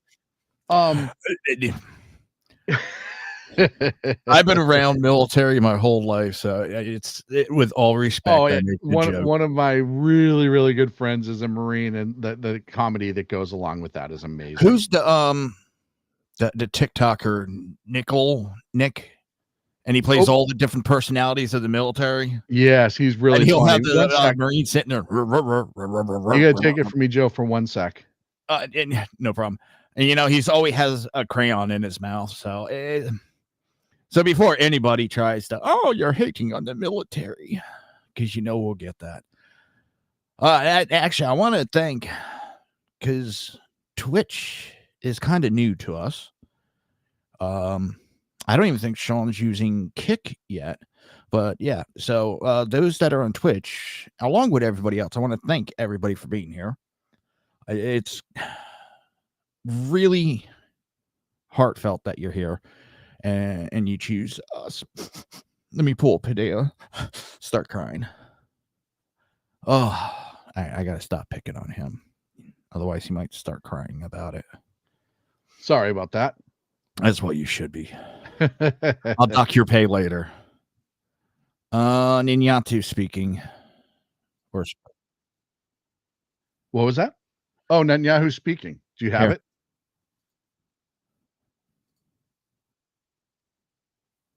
There it is. Amazing things. But in tonight's action against Iran's nuclear facilities, America has been truly unsurpassed. It has done what no other country on earth could do. History will record that President Trump acted to deny the world's most dangerous regime the world's most dangerous weapons. His leadership today has created a pivot of history that can help lead the Middle East and beyond to a future of prosperity and peace. President Trump and I often say, peace through strength. First comes strength, then comes peace. And tonight, President Trump and the United States acted with a lot of strength. President Trump, I thank you. The people of Israel thank you. The forces of civilization thank you. God bless America. God bless Israel. And may God bless our unshakable alliance, our unbreakable faith. So that was Prime Minister Netanyahu of Israel. Thank you for sharing that, Joe. No problem. Wicked Smack with a very nice comment. I chose this channel because you aren't having an emotional reaction, but actually analyzing the situation. We're trying. We try to. Yeah. Do we have a slight slant? We have our opinions, obviously, but we try to give you the information that's out there, and it's up to everybody to make your own decisions, whether you agree with us or you disagree. Shit, I disagree with that Boston bastard all the time. Wicked Smack. I'll tell you, you might not be able to see it, but there is more chat on the YouTube chat. So if you wanted to jump over there, SHR Media, you can subscribe, and there's other people chatting in the chat room as well there. But like one of the things that we on Twitch. 100%. I think it's awesome. One of the things Wicked Smack we've said on this channel multiple times is we use our emotions to bolster our facts and not the other way around. We're not emotionally fed. There's some things I'll get absolutely loud and animated about, but it's because it's a factual thing that people are contesting. And I know I got to start pulling up the White House feed because I know in 10 minutes the president's going to address the nation. We're going to carry that. I'm looking for it now, Joe, if you want to see. Don't be late as normal. What was it? We were carrying the State Department press conference the other day, and it was like 40 minutes late. Yeah. But they were waiting for the president to land because they didn't know if he was going to speak, and they didn't want to overlap on what he might have said. So I will tell you that the YouTube for the White House is already fired up. They're just waiting. The hamster is on the wheel. That's me. That's my brain. Well, that's what we always joked about back in the day for EverQuest when it would shut down. Oh, the damn gerbil fell off the wheel. Exactly. Oh, they got a new server up too. Well, so Jennifer Griffin says, well-placed sources, and this is on X, well-placed sources tell me that Esfahan and its underground facility was probably a harder target than Fordow. Yeah, maybe. I mean, again, we're all just playing the guessing game because one thing Iran does do well is Fordow keep, or not to do? yeah. Well, one thing Iran does well is they kind of keep a lot of this information from being public. No. I mean, they shut their internet down pretty much, so everybody couldn't get any information from outside world. Yeah. Let's see here. But Trump's the dictator.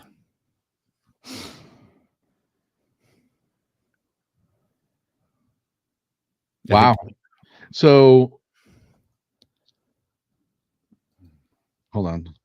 No problem. I'm just trying to gather info. I'm watching POTUS to see when they start. It's supposed to be in 8 minutes. So I will definitely I'll put that up when it comes on.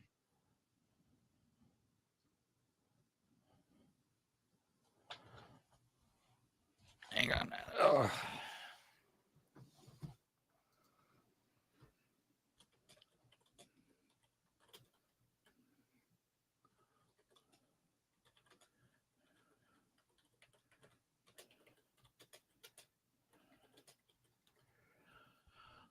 Sorry for the little silence here. You know, it's a live show, folks. And live no No planning, no nothing. Just we're trying to gather information all over the place.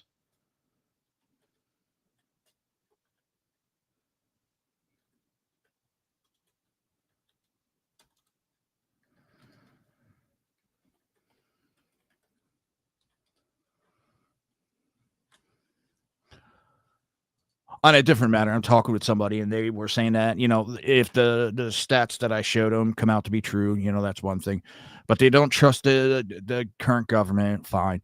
Then they'll question, which I have no problem with people questioning stats, numbers, so forth and so on.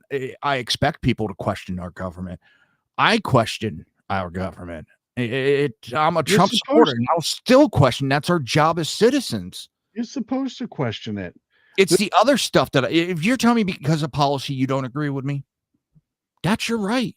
That's your opinion you have. I tell everyone to question government, but that doesn't mean that everything government does is horrible. And it also the flip side of that coin is not everything government does is great. There are a lot of things I disagree with, but it's what's best for the nation.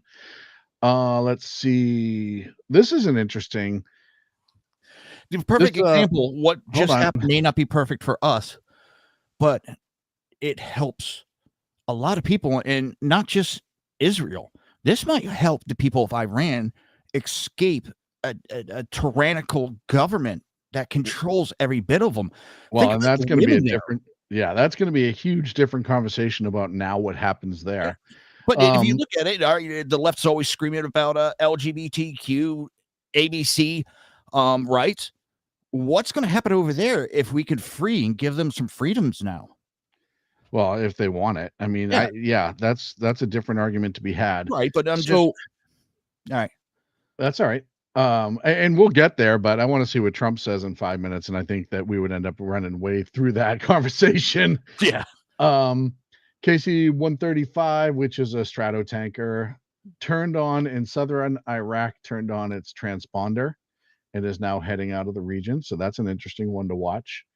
Leroy Jenkins. What's the RCH 700? United States Air Force jet. It doesn't say what it is. Oh, it's KC-46 Pegasus. So that's another refueler. That came out of. Did you see the meme that was out where there was some plane that just went straight through the middle of Iran the other day? Yeah, and I wanted Leroy Jenkins. That's the cargo Lux planes, and oh no, that one was actually that original meme. That was Mihan Air, which is an Iranian state airline that was coming out of China the first night or the second night. KC, so this is a KC-46A Pegasus turned on its transponder over Egypt. If you don't know how transponders work, it's a little but it's a little transmitter that lets other planes and air traffic control know where you are, and you don't have to. With the military, they often don't turn it on if they're on some sort of special mission to not let everybody know where they are, which is why the B-2s going to Guam when everyone could see them on FlightAware. I was like, that's on purpose. They want you to see that. You're not, if you don't know, you don't know. Let's see. There's nothing else on there right now that's worth noting. Where's Joe? There it is. People forget from time to time. This is from Wicked Smack. People forget from time to time the U.S. is the only country in the world that can hit you anywhere, anytime, on the face of the entire earth. Yeah, I remember. For those who remember, I think it was an AT&T or was it Ma Bell, like one of the telephone commercials when they actually had telephone commercials back in the day. But it said reach out and touch someone. You remember that when you were a kid? And that was a video that used to, back when the internet first started, way back when, and YouTube was in it. I can remember somebody using that audio, attaching it to video of the U.S. military. It's true, they can reach out and touch you pretty much anywhere they want to. In no time flat. And no time flat. Let's see. We're looking at about 3 minutes before the president speaks. Dun, dun, dun, dun, dun, dun, dun, dun,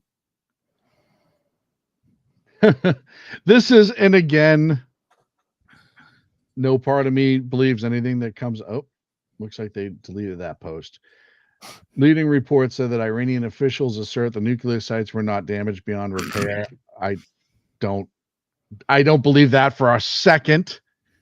Anything that comes out of Iran that's state media is exactly that. It is state media.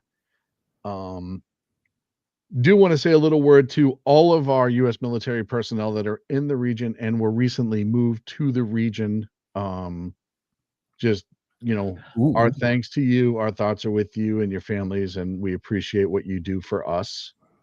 And I think that's something that needs to be said. There you go, Sean. 2 minutes out of stream. What's this? Satellite imagery over Iran. That's got to be too soon to have that. We normally don't get that for 24 hours. Who's that from? Israel. No, that's from the Israeli government. The IL Red Alert page. Oh yeah, IL Red Alert is pretty decent, but they don't always source really well. That doesn't mean it's not from them. Satellite weathergy imagery shows explosion plume rising. Yeah, I mean, it could very well be accurate. I'm not arguing that. But if weather imagery, you can get pretty well. They have the Fire Sims satellite that does temperature and stuff like that. So yeah, I mean, it's possible, but we don't usually get it that fast. But anything's possible. Yeah, but to contradict Iran's propaganda, putting out information, facts. I mean, I would believe that over them saying there's no damage. Oh yeah, yeah. There's definitely damage, and for them to be able to say there's no damage after you just ate 6 bunker busters and 40 tomahawks is BS. Yeah.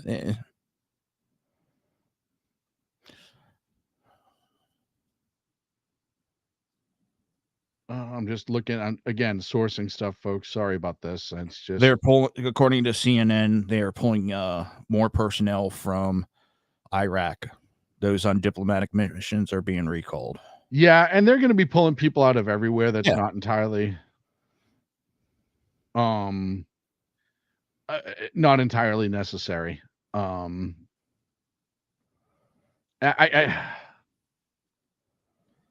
U.S. House Speaker Mike Johnson says the president made the right call and took necessary actions in the strikes on Iran's nuclear facility.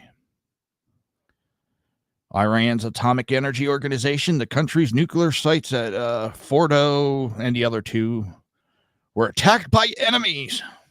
No, they were attacked by friends. It was your drunken friend that came over and smacked you around. Well, and they're going to say a whole bunch of shit. I mean, they're going to say at the end of the day, everybody's going to be saying a bunch of shit. There's no doubt about that. Emotional damage. You're going to have all of these countries that always say the same spiels. America's the great Satan and blah, blah, blah, blah, blah, blah, blah, blah. Right. But as we know, reports from last week said Saudi Arabia, Jordan, UAE, and another country were all telling Iran to cut the shit because you don't want this issue. and you're creating havoc. And unless you want to be completely removed, then you will shut up. But they obviously, as I pointed out in my show, you have to understand the difference between the Iranian leadership are Islamists. They are absolutely radicals, and they will die for their cause because they believe it makes them martyrs. As bad as Saddam Hussein and here comes the president now, ladies and gentlemen.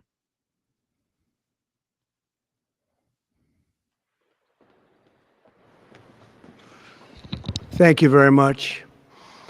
A short time ago, the U.S. military carried out massive precision strikes on the 3 key nuclear facilities in the Iranian regime: Fordow, Natanz, and Esfahan. Everybody heard those names for years as they built this horribly destructive enterprise. Our objective was the destruction of Iran's nuclear enrichment capacity and a stop to the nuclear threat posed by the world's #1 state sponsor of terror. Tonight, I can report to the world that the strikes were a spectacular military success. Iran's key nuclear enrichment facilities have been completely and totally obliterated. Iran, the bully of the Middle East, must now make peace. If they do not, future attacks will be far greater and a lot easier. For 40 years, Iran has been saying death to America, death to Israel. They have been killing our people, blowing off their arms, blowing off their legs with roadside bombs. That was their specialty. We lost over 1,000 people, and hundreds of thousands throughout the Middle East and around the world have died as a direct result of their hate. In particular, so many were killed by their general, Qasem Soleimani. I decided a long time ago that I would not let this happen. It will not continue. I want to thank and congratulate Prime Minister Bibi Netanyahu. We worked as a team like perhaps no team has ever worked before. And we've gone a long way to erasing this horrible threat to Israel. I want to thank the Israeli military for the wonderful job they've done. And most importantly, I want to congratulate the great American patriots who flew those magnificent machines tonight, and all of the United States military on an operation the likes of which the world has not seen in many, many decades. Hopefully, we will no longer need their services in this capacity. I hope that's so. I also want to congratulate the chairman of the Joint Chiefs of Staff, General Dan Raisin Kane, spectacular general, and all of the brilliant military minds involved in this attack. With all of that being said, this cannot continue. There will be either peace or there will be tragedy for Iran far greater than we have witnessed over the last 8 days. Remember, there are many targets left. Tonight's was the most difficult of them all, by far, and perhaps the most lethal. But if peace does not come quickly, we will go after those other targets with precision, speed, and skill. Most of them can be taken out in a matter of minutes.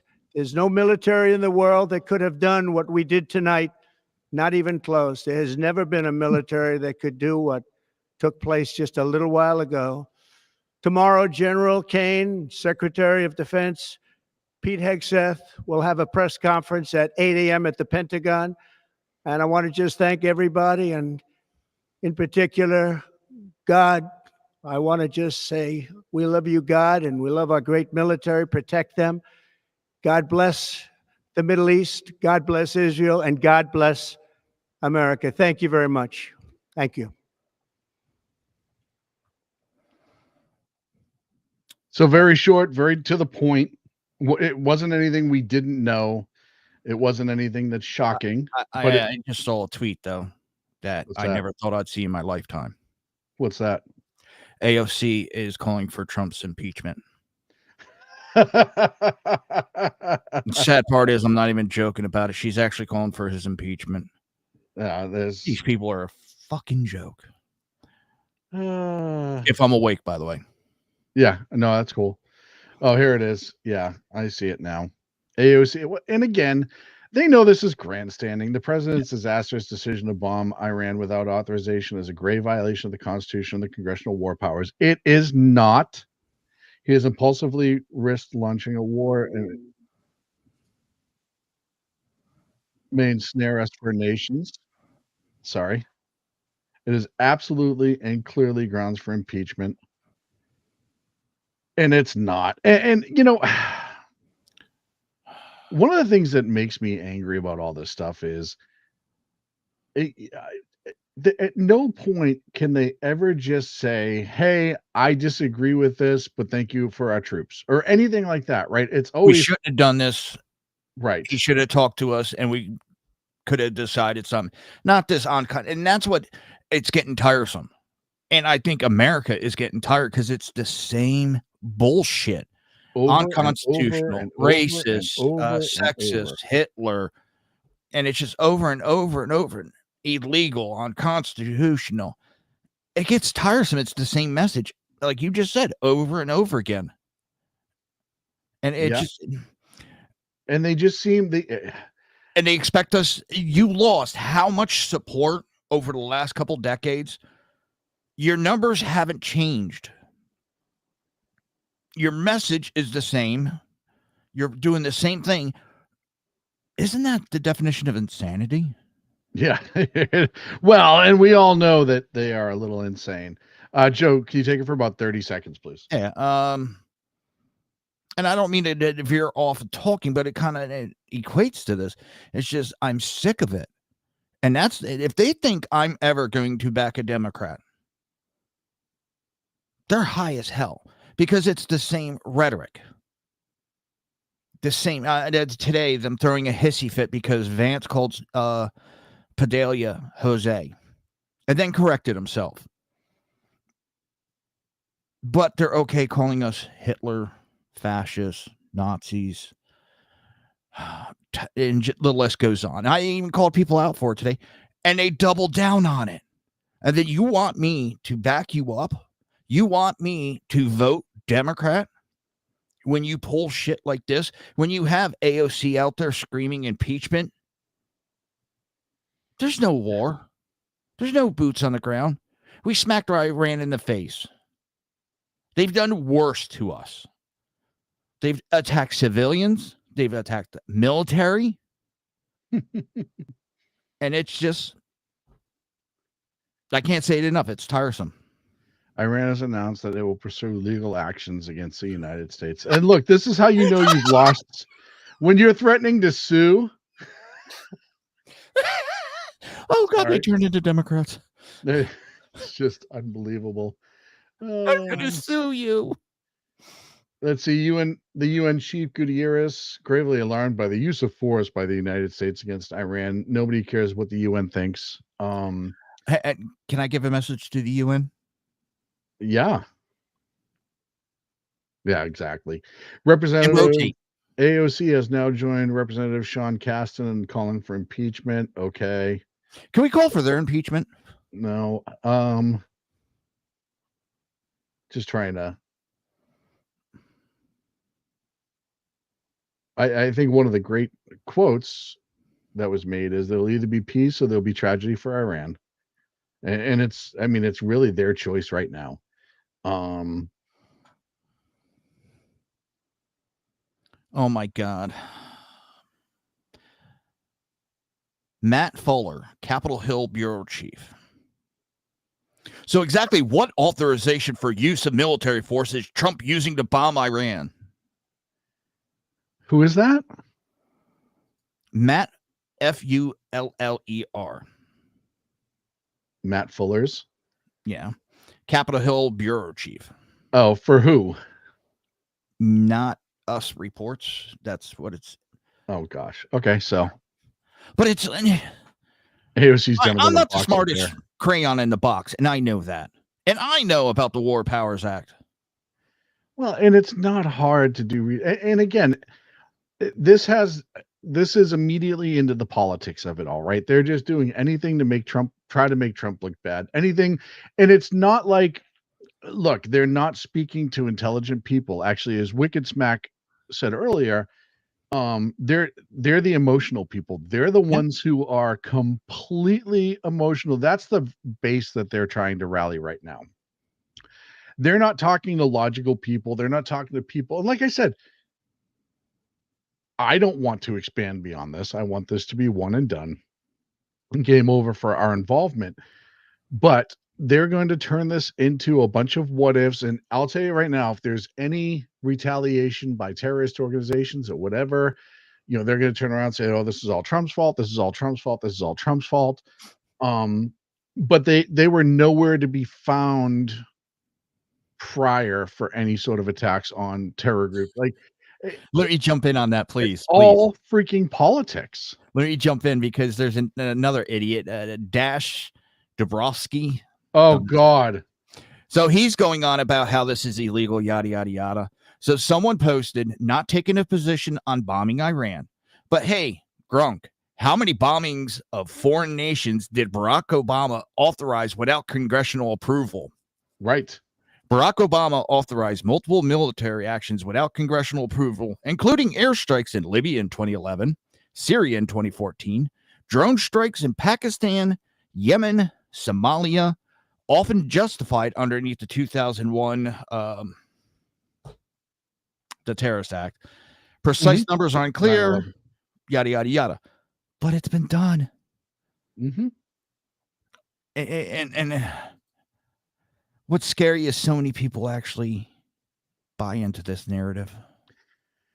Well, and the problem, we can talk about the societal problems with this, is for years, the younger generations have been told to emotionally react to everything. And that is, apparently Iranian nuclear experts are on TV right now in Iran saying that only the exits and the entrance of the Fordow site were hit and no damage was reported. Nobody buys that. But that's what they're looking for, is the emotional response. They don't want to do any logical thinking. They don't want to do any critical thinking. They don't want to do anything beyond emotions, because emotions sell. Emotions make money. And I think America as a whole has woken up to that bullshit. Just following X lately, the amount of people that are fighting back against the Democrats and their narratives. And I've watched as the Democrats have had to change message after message after message because they keep getting destroyed and people are not buying it. And the only time I see any pushback are from these, I hate to go this route, but the DNC paid accounts, there's no picture, no followers type Twitters, and they just do verbal assassination on you and they try to silence you. I've had discussion with a couple of Democrats where we had very nice discussions. Yep. The ones that attack, and that's the most I see the pushback, is those, and I don't even think they're real people. I just think they're people paid by DNC to attack. When they start screaming about you doing sexual things with Trump and all that, they're just trying to shut you up. Yeah, exactly. They don't want to have the argument that the conversation that you're having, because they're going to lose. So they have the argument they want to have. I had someone just screaming at me today that was a Nazi. I was like, I must be the worst Nazi. I married into a Jewish family. Yeah. You are terrible at it. Yeah. And then it was, I disparage women. And I just kept asking, how? Tell me how I'm doing all this. They quickly shut the fuck up. And that's the best thing I learned to do on Twitter. Just ask them the questions. Well, and ask them not say, show me proof. Okay, well, if you're saying that, can you please show it to me so I can then? Yeah, no, let me refute it, or refute me and show me the evidence that you're refuting me with. Or if it's just your opinion, that's fine. You're entitled to your opinion, but that doesn't mean that it's factual. Yeah. Oh, wow. Chris Cappy, who has a YouTube channel and he does a lot of military stuff. He was in the military. I actually like Chris Cappy, but he said, if the bunker busters worked, it's a clear message to all of our adversaries. If they don't, it'll be so awkward turtle moment. And we've yet to see the battle damage assessment is what needs to happen next for us to understand exactly what was done. And it'll be a combination of the battle damage assessment and how Iran acts. My prediction is that on the overt news media side of things, they're going to talk tough. I'm guessing they're already going to start making phone calls behind the scenes, just to say, hey, okay, can you knock it off, please? Because now you got to remember, Khomeini just wants to hold power now. Because if he's truly lost all of the nukes, if they're gone, if they're wiped off the table, there's nothing to keep him in power, or there's nothing for him to use as leverage, right? That was their big plan. You get nukes, you have leverage, you then have to people then have to respect you. Even if it's because they fear you, right? I mean, for bad people, respect and fear are obviously the same thing. They don't care how you respect them as long as you respect them. But now, if the nukes are gone, and with Israel doing the damage that they've done to the entire country of Iran, Khomeini's doesn't have much left to hold on to. Look, if we took out as many of the Revolutionary Guard as they say we did, the IGRC, or as Israel said they did, if all of their air defenses have gone, if we've gone after their missile sites, which we know Mossad was on the ground blowing those up, same thing with their Air Force. If they're truly down to just drones and tanks and maybe a couple of missile sites, they ain't got much to hold on to. There's not much to protect the Ayatollah and the other ones. That being said, that is also a potential for kind of giving a little hint to the Iranian people of like, hey, he's kind of on the run. What do you want to do now? And as I said this week, we've seen a lot of the so-called prince of the Iranian of Iran, the son of the Shah who was forced out in the Islamic Revolution, right? He's been all over the place. He's been all over the media. Apparently, he's met with government officials in a couple of places as a result. So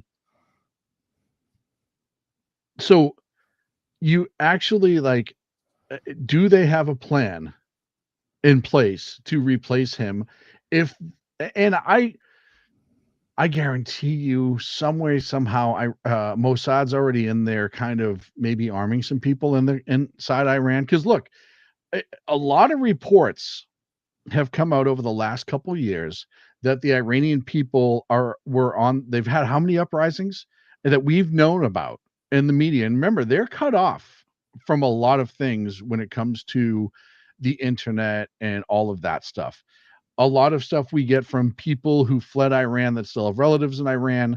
We don't get a lot of you certainly don't get a lot of live news out of Iran. You don't get a lot of live feeds out of Iran, because they do what they did a couple days ago, which they can kill the internet in the whole country whenever they want. They control it, right?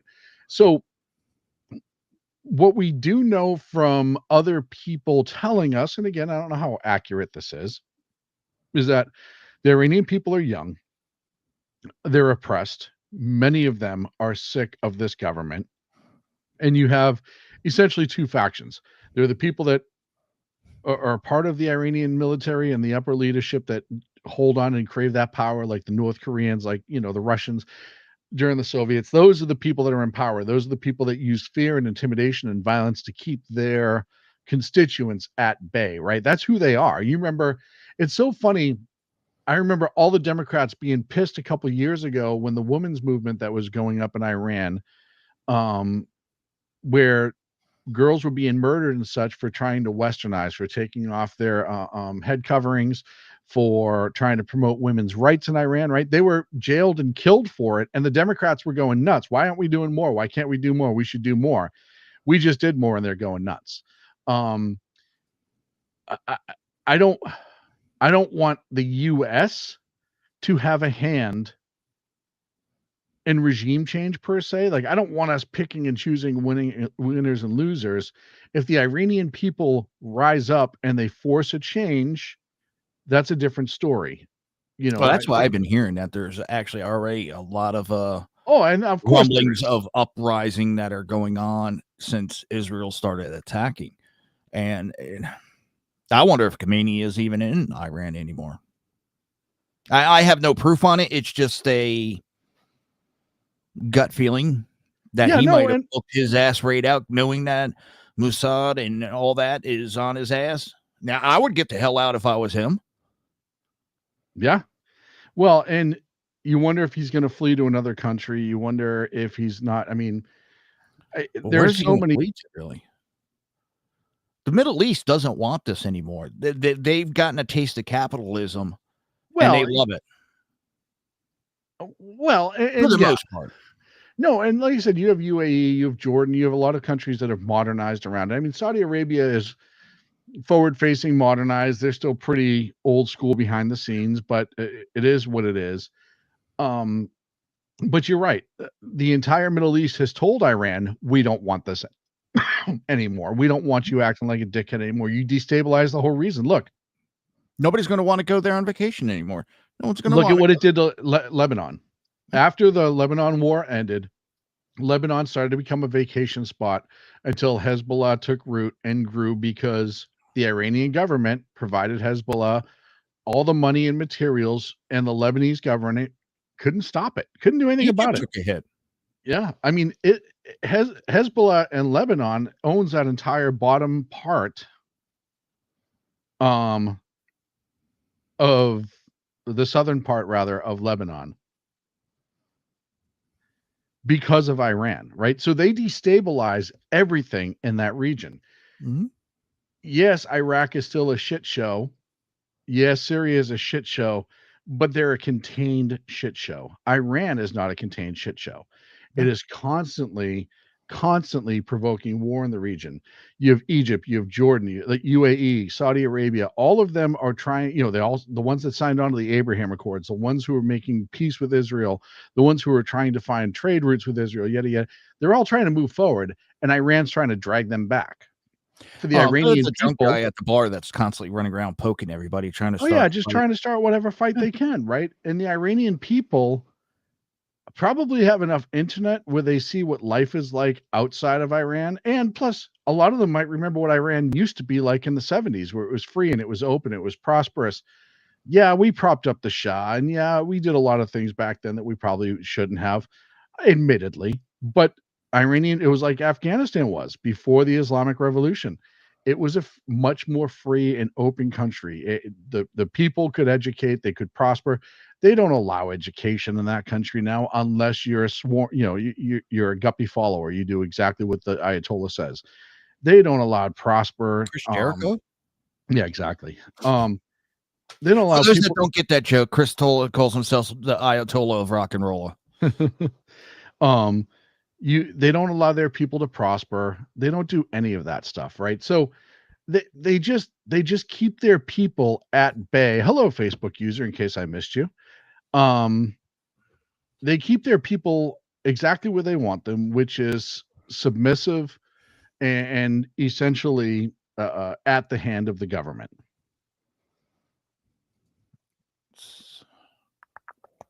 I'm getting reports right now that even CNN, Anderson Cooper, is saying how this could be a positive for everyone in the Middle East. Damn. Hi, Claudia. Thank you for being here. Oh, it's Claudia in chat? Yes. I thought I'd jump over to see who it is. Sean's software just doesn't show up. Mine will show up. My software is better. Yeah, So we got just a couple minutes left because, there's not much more story right now. More may come out tonight. It's sun up in the Middle East. It's 5:25 a.m. The sun's up. There's still no more attacks. The part that made me laugh is Luckner was getting ready to go off air. I'm sure. He was like, talking, nothing's going on. There's no bombings. I haven't eaten. Next thing I know, he's like, holy, you said something. So I turned it back on. He's like, I was just getting ready to shut down. And those that don't know, if you go on, I hate to promote another site, but the guy, I don't mind promoting Steve at all. Agenda free, is it? Steve Luckner. And I've had it on my house lately, and one of my neighbors has been the one that's been helping me do a lot of work in my house. And I had it on, and he's just like looking at the TV. I was like, listen, he calls it down the middle. Yep. But yes, he gets excited very easily. My neighbor's like, holy shit. Yeah.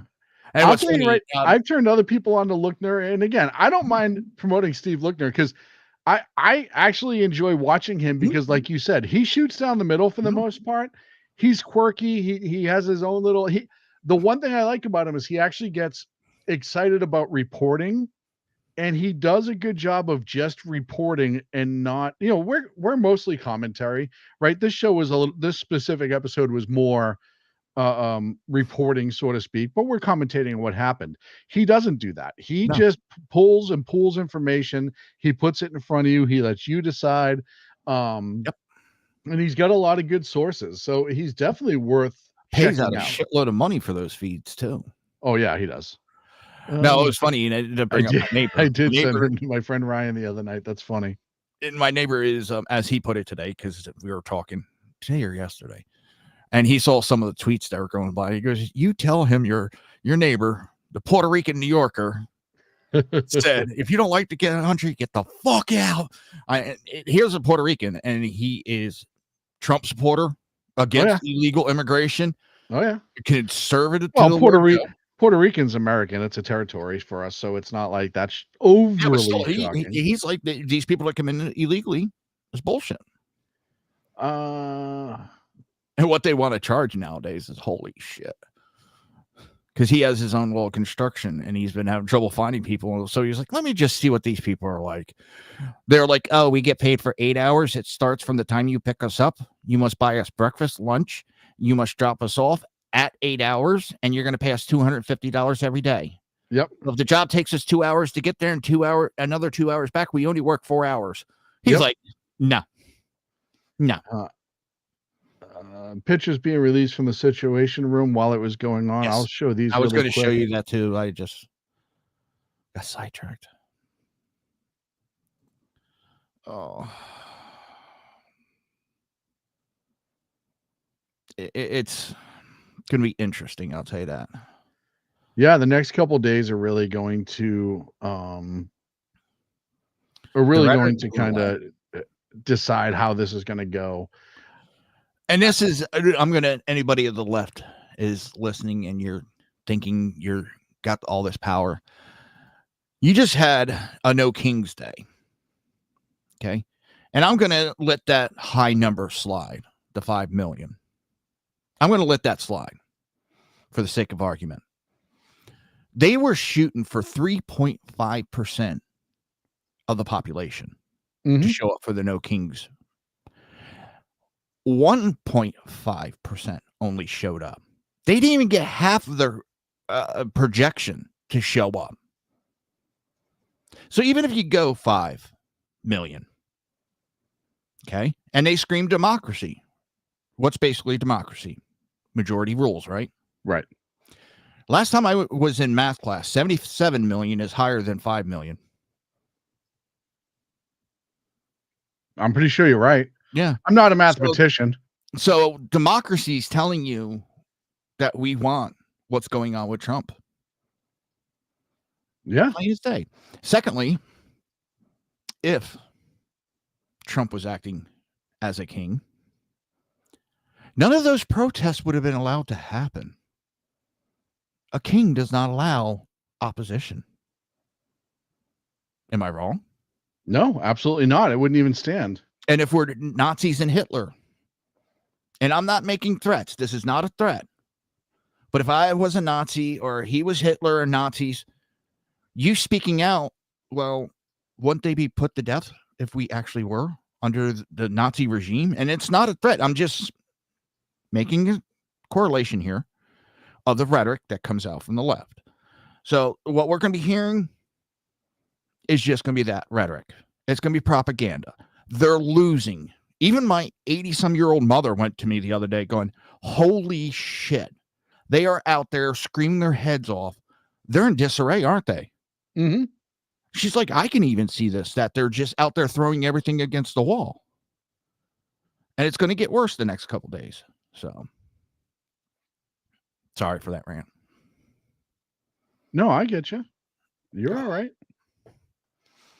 It's just they're going to try to score political points off the suffering, and they're always screaming about women's rights. What about the women's rights in Iran? Iran is one of the biggest offenders of human rights, and they're out there protecting it. I don't want war. I don't want to go to war. But you know what? Sometimes you got to go and do stuff you don't want to do. What's right is right, and what's wrong is wrong.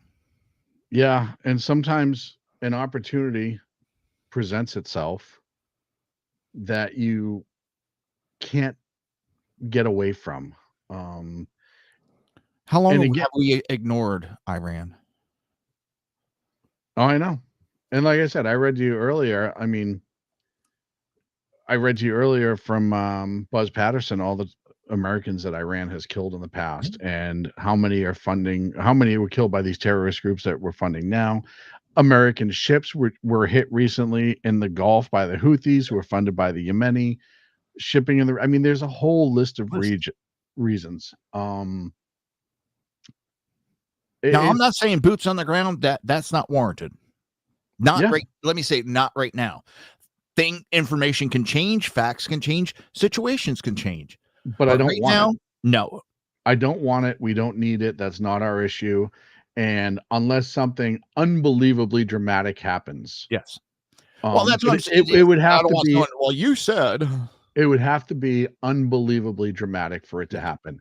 And then at that point, it's a different conversation, because then something would have been done on the level that would have shocked the American conscience. Yeah. But just to follow through with the regime change, just to finish this, no. I don't want boots on the ground for that. No.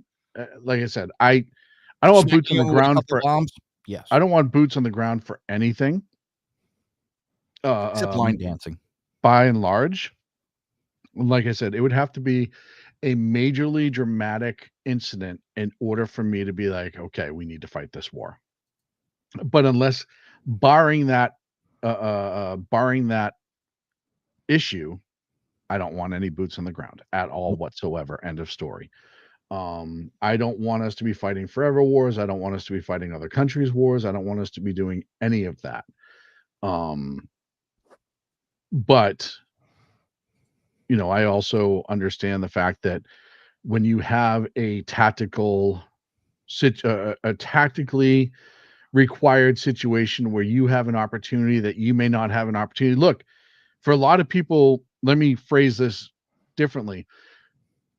Back in the late 90s, we had eyes on Osama bin Laden.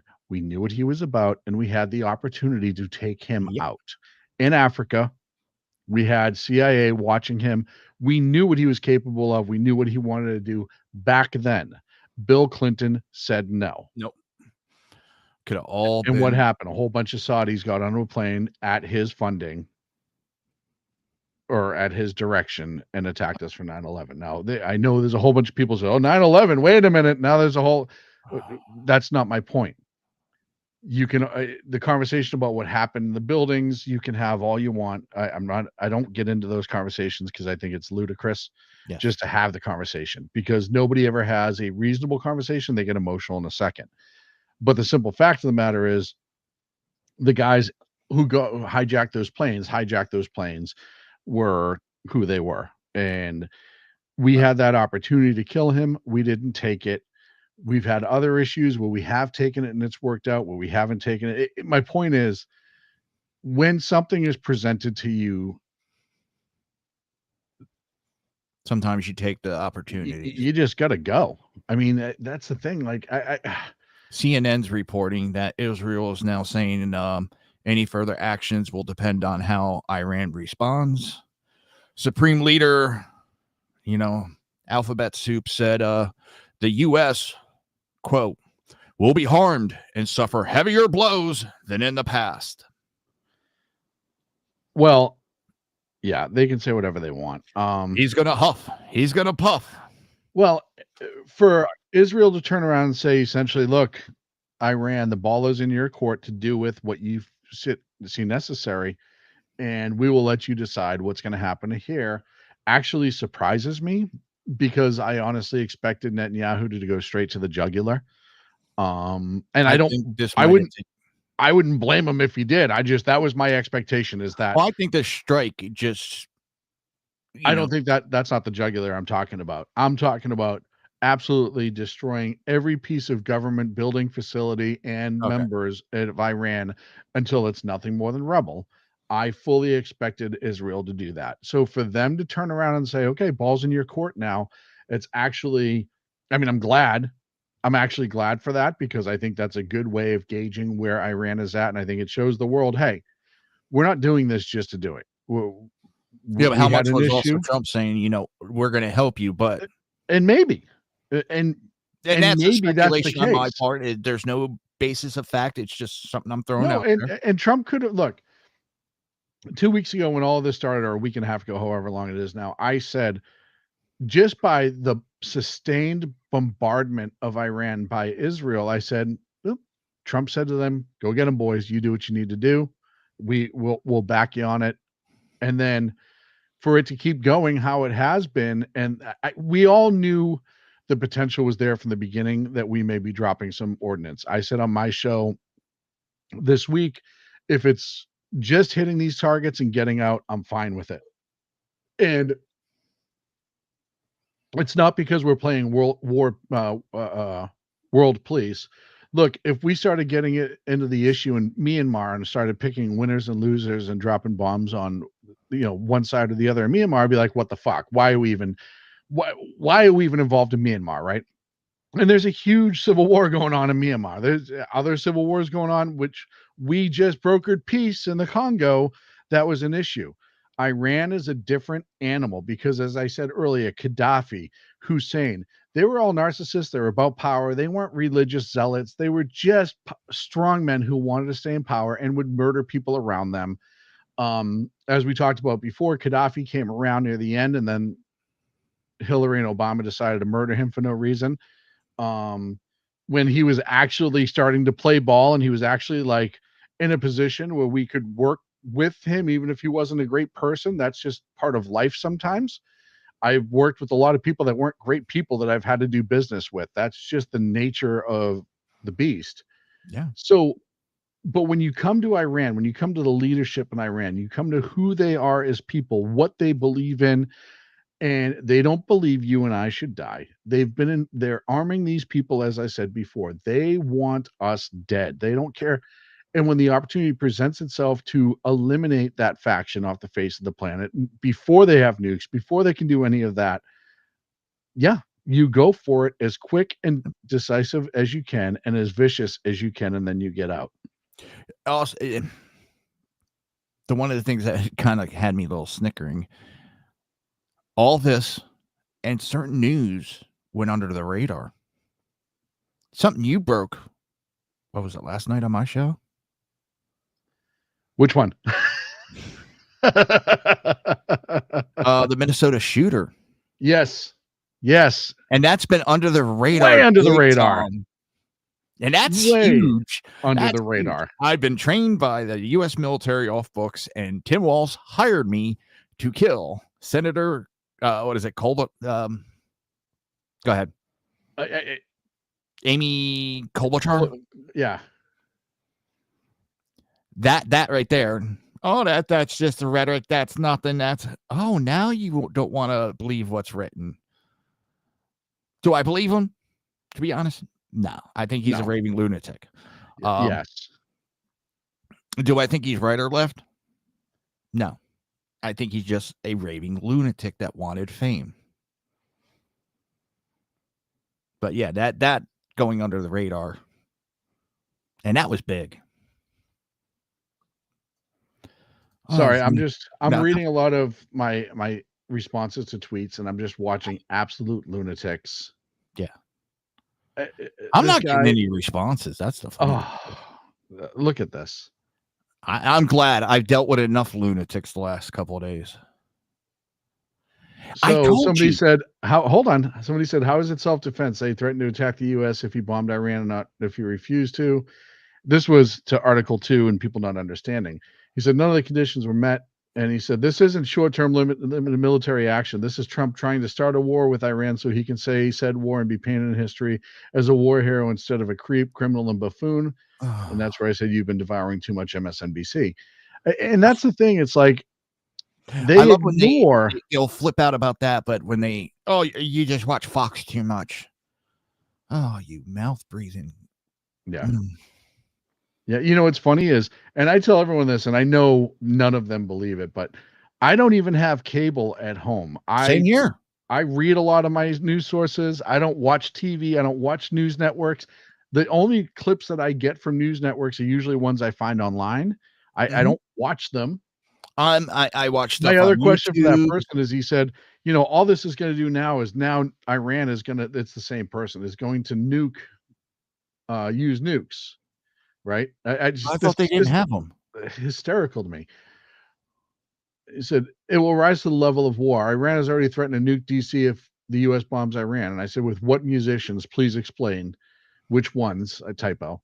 With the nukes they already have, and the whole reason Trump is doing these strikes, he can shut down their nuke program, but if they store their nukes outside the country and he doesn't know where they are, he can't destroy the ones they already made. And I said, which ICBMs do they have that will travel that far? I don't know. Nobody does. They don't have ICBMs. But I'd imagine, given their leader is threatening to use one, they must have one. Maybe they borrow Russia's or North Korea's. I don't know. I'm not a military expert. Yeah, Putin, can I borrow a couple of ICBMs? Oh my God. Yeah. It's.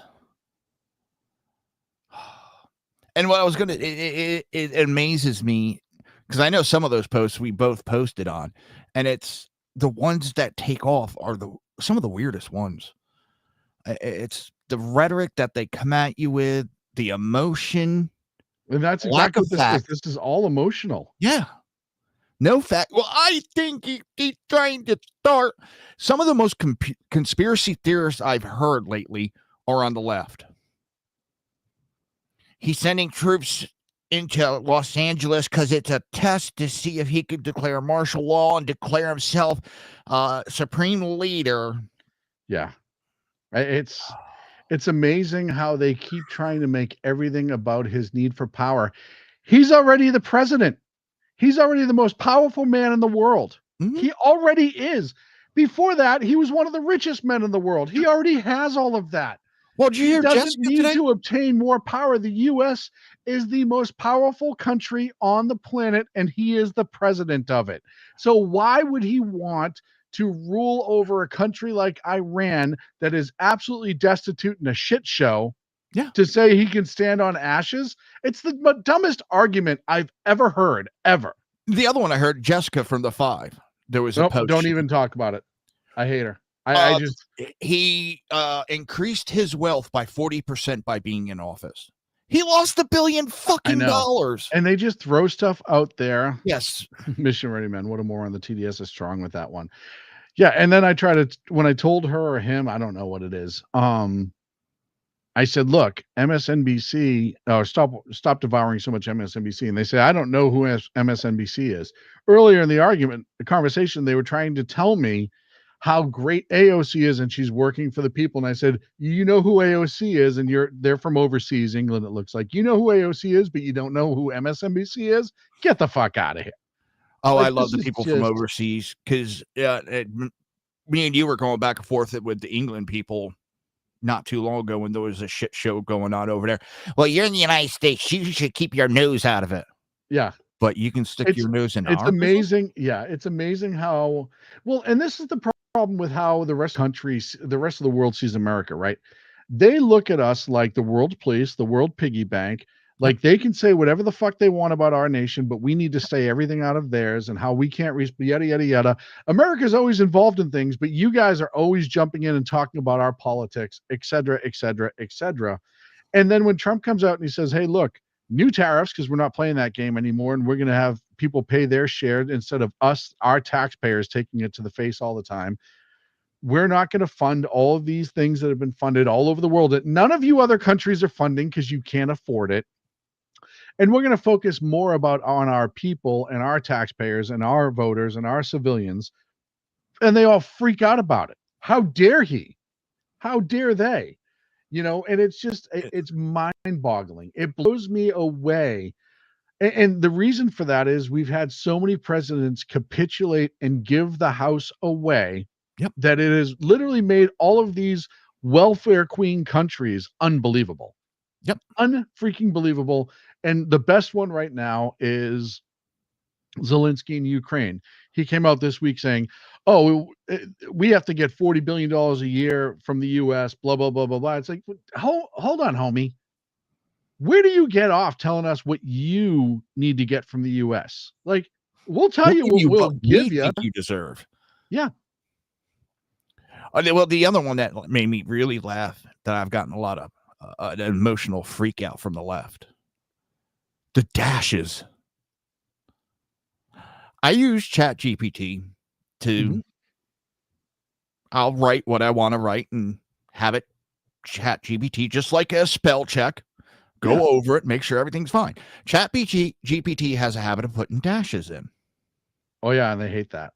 Oh, my God, have they flipped that? I had one literally think I was an AI robot. Well, that's why I responded to that guy with dashes in I just put him in manually just to see what he would say, and he never said anything, which I was a little depressed. What's funny is that idiot actually got suspended for a while.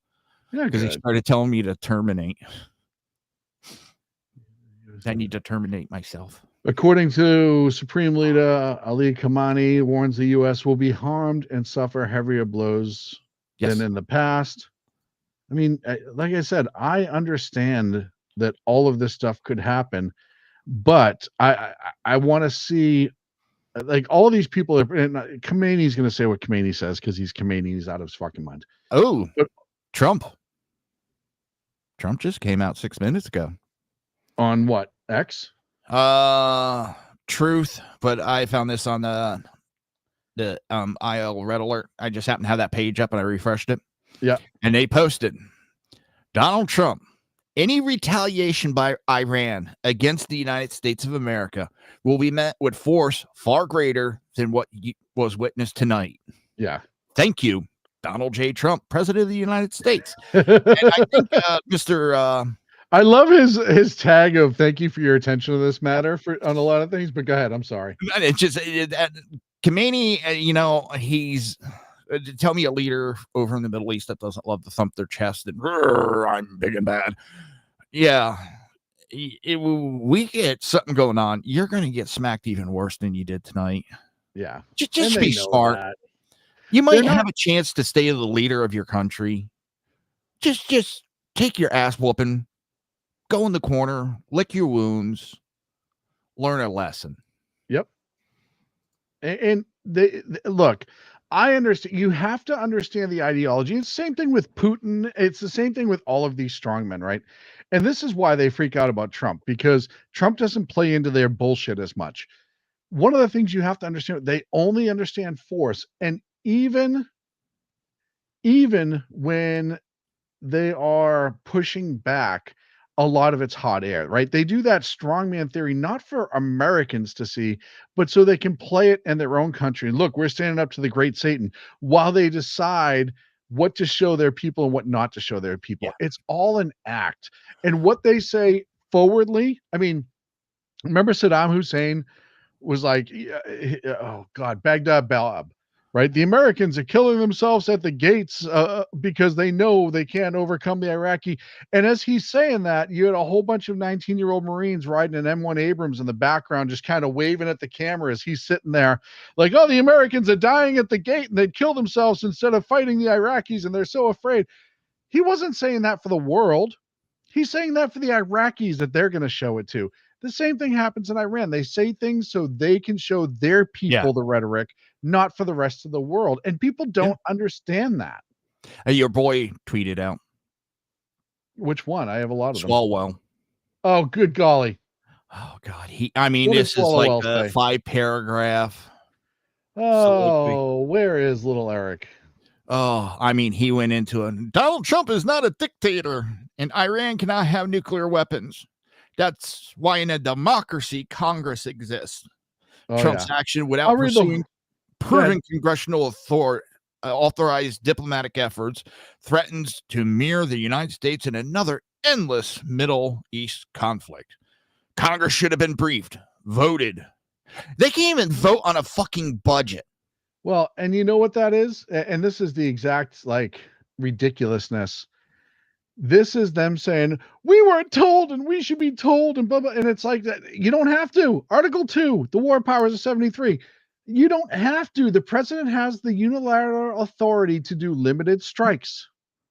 Well, they This talk is about all, rhetoric. like I said, this is all They rhetoric. talk about rhetoric and what shouldn't be said. And he goes on, I don't trust Donald Trump for 1 second to prosecute this conflict. Fair enough. He has a right to think like an idiot.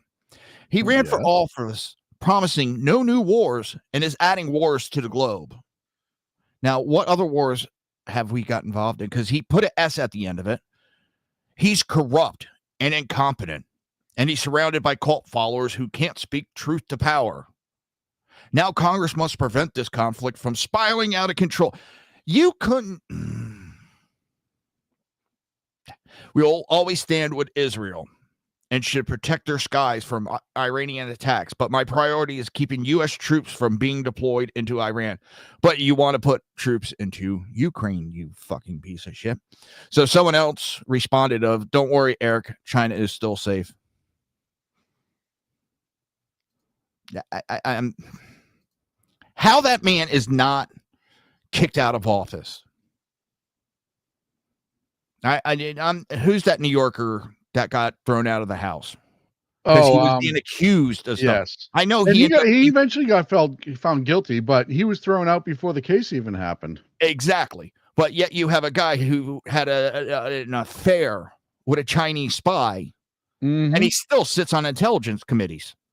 Mm-hmm. And you want to go out there and run your mouth? That's the shit that I see with the Democrat Party that makes me go, no. You got Schumer out there running his mouth with just yeah, and they're all bullshit going to run after their mouths. bullshit. And really, It's tiresome. This is just going to continue into the night. And look, if I'm not going to keep going because it's been 2.5 hours, and we really, I mean, well, that's why after we point, get done with this, I'm shutting X down. I'm shutting social media down. Oh, I'll be on social media if you want to follow me. It's 2 Against Tyranny. I'm going to be going after because I look. I've been all day on and off with it. So other than making dinner, I don't have much to do tonight other than correcting people on their lack of knowledge. So it's yeah.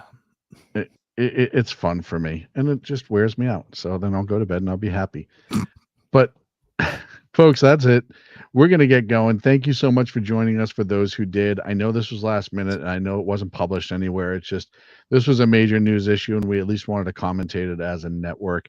You can please like and subscribe wherever you're watching from. If you'd help us out and go to YouTube, SHR Media, we're trying to build up the subscriptions there, and just hit the like button, hit the follow button, like the episode. Even if you've already followed us, please like the episode. It helps with the algorithms. Yep. Joe, tell everyone where they can find you. You can find me on SHR Media, all of our social media, Facebook, YouTube, X, Twitch, Kick. On X, you can find me at Jersey Joe Talks, and every Monday and Friday night at 9 p.m. Eastern Standard Time, the right coast. And also, don't forget this Friday, June 27th, I will have a special guest. I'm going to be stepping away from politics on this, and I'm going to have Joseph Malazzi, I keep messing up his last name, executive producer and writer for Stargate series TV shows, all 3 of them. He's a co-creator of Dark Matters. So he'll be on. We'll be discussing sci-fi and whatever else pops up. That'll be awesome. Good for you, man. And you can find me every Monday and Wednesday right here on SHR Media, 8 p.m. Pacific, 11 on the East Coast. You can follow me, the number 2 Against Tyranny on X. Thank you so much for joining us, Joe. Thank you for taking time with us, and I hope everybody has a great rest of your night. Tune in for more. There will be plenty.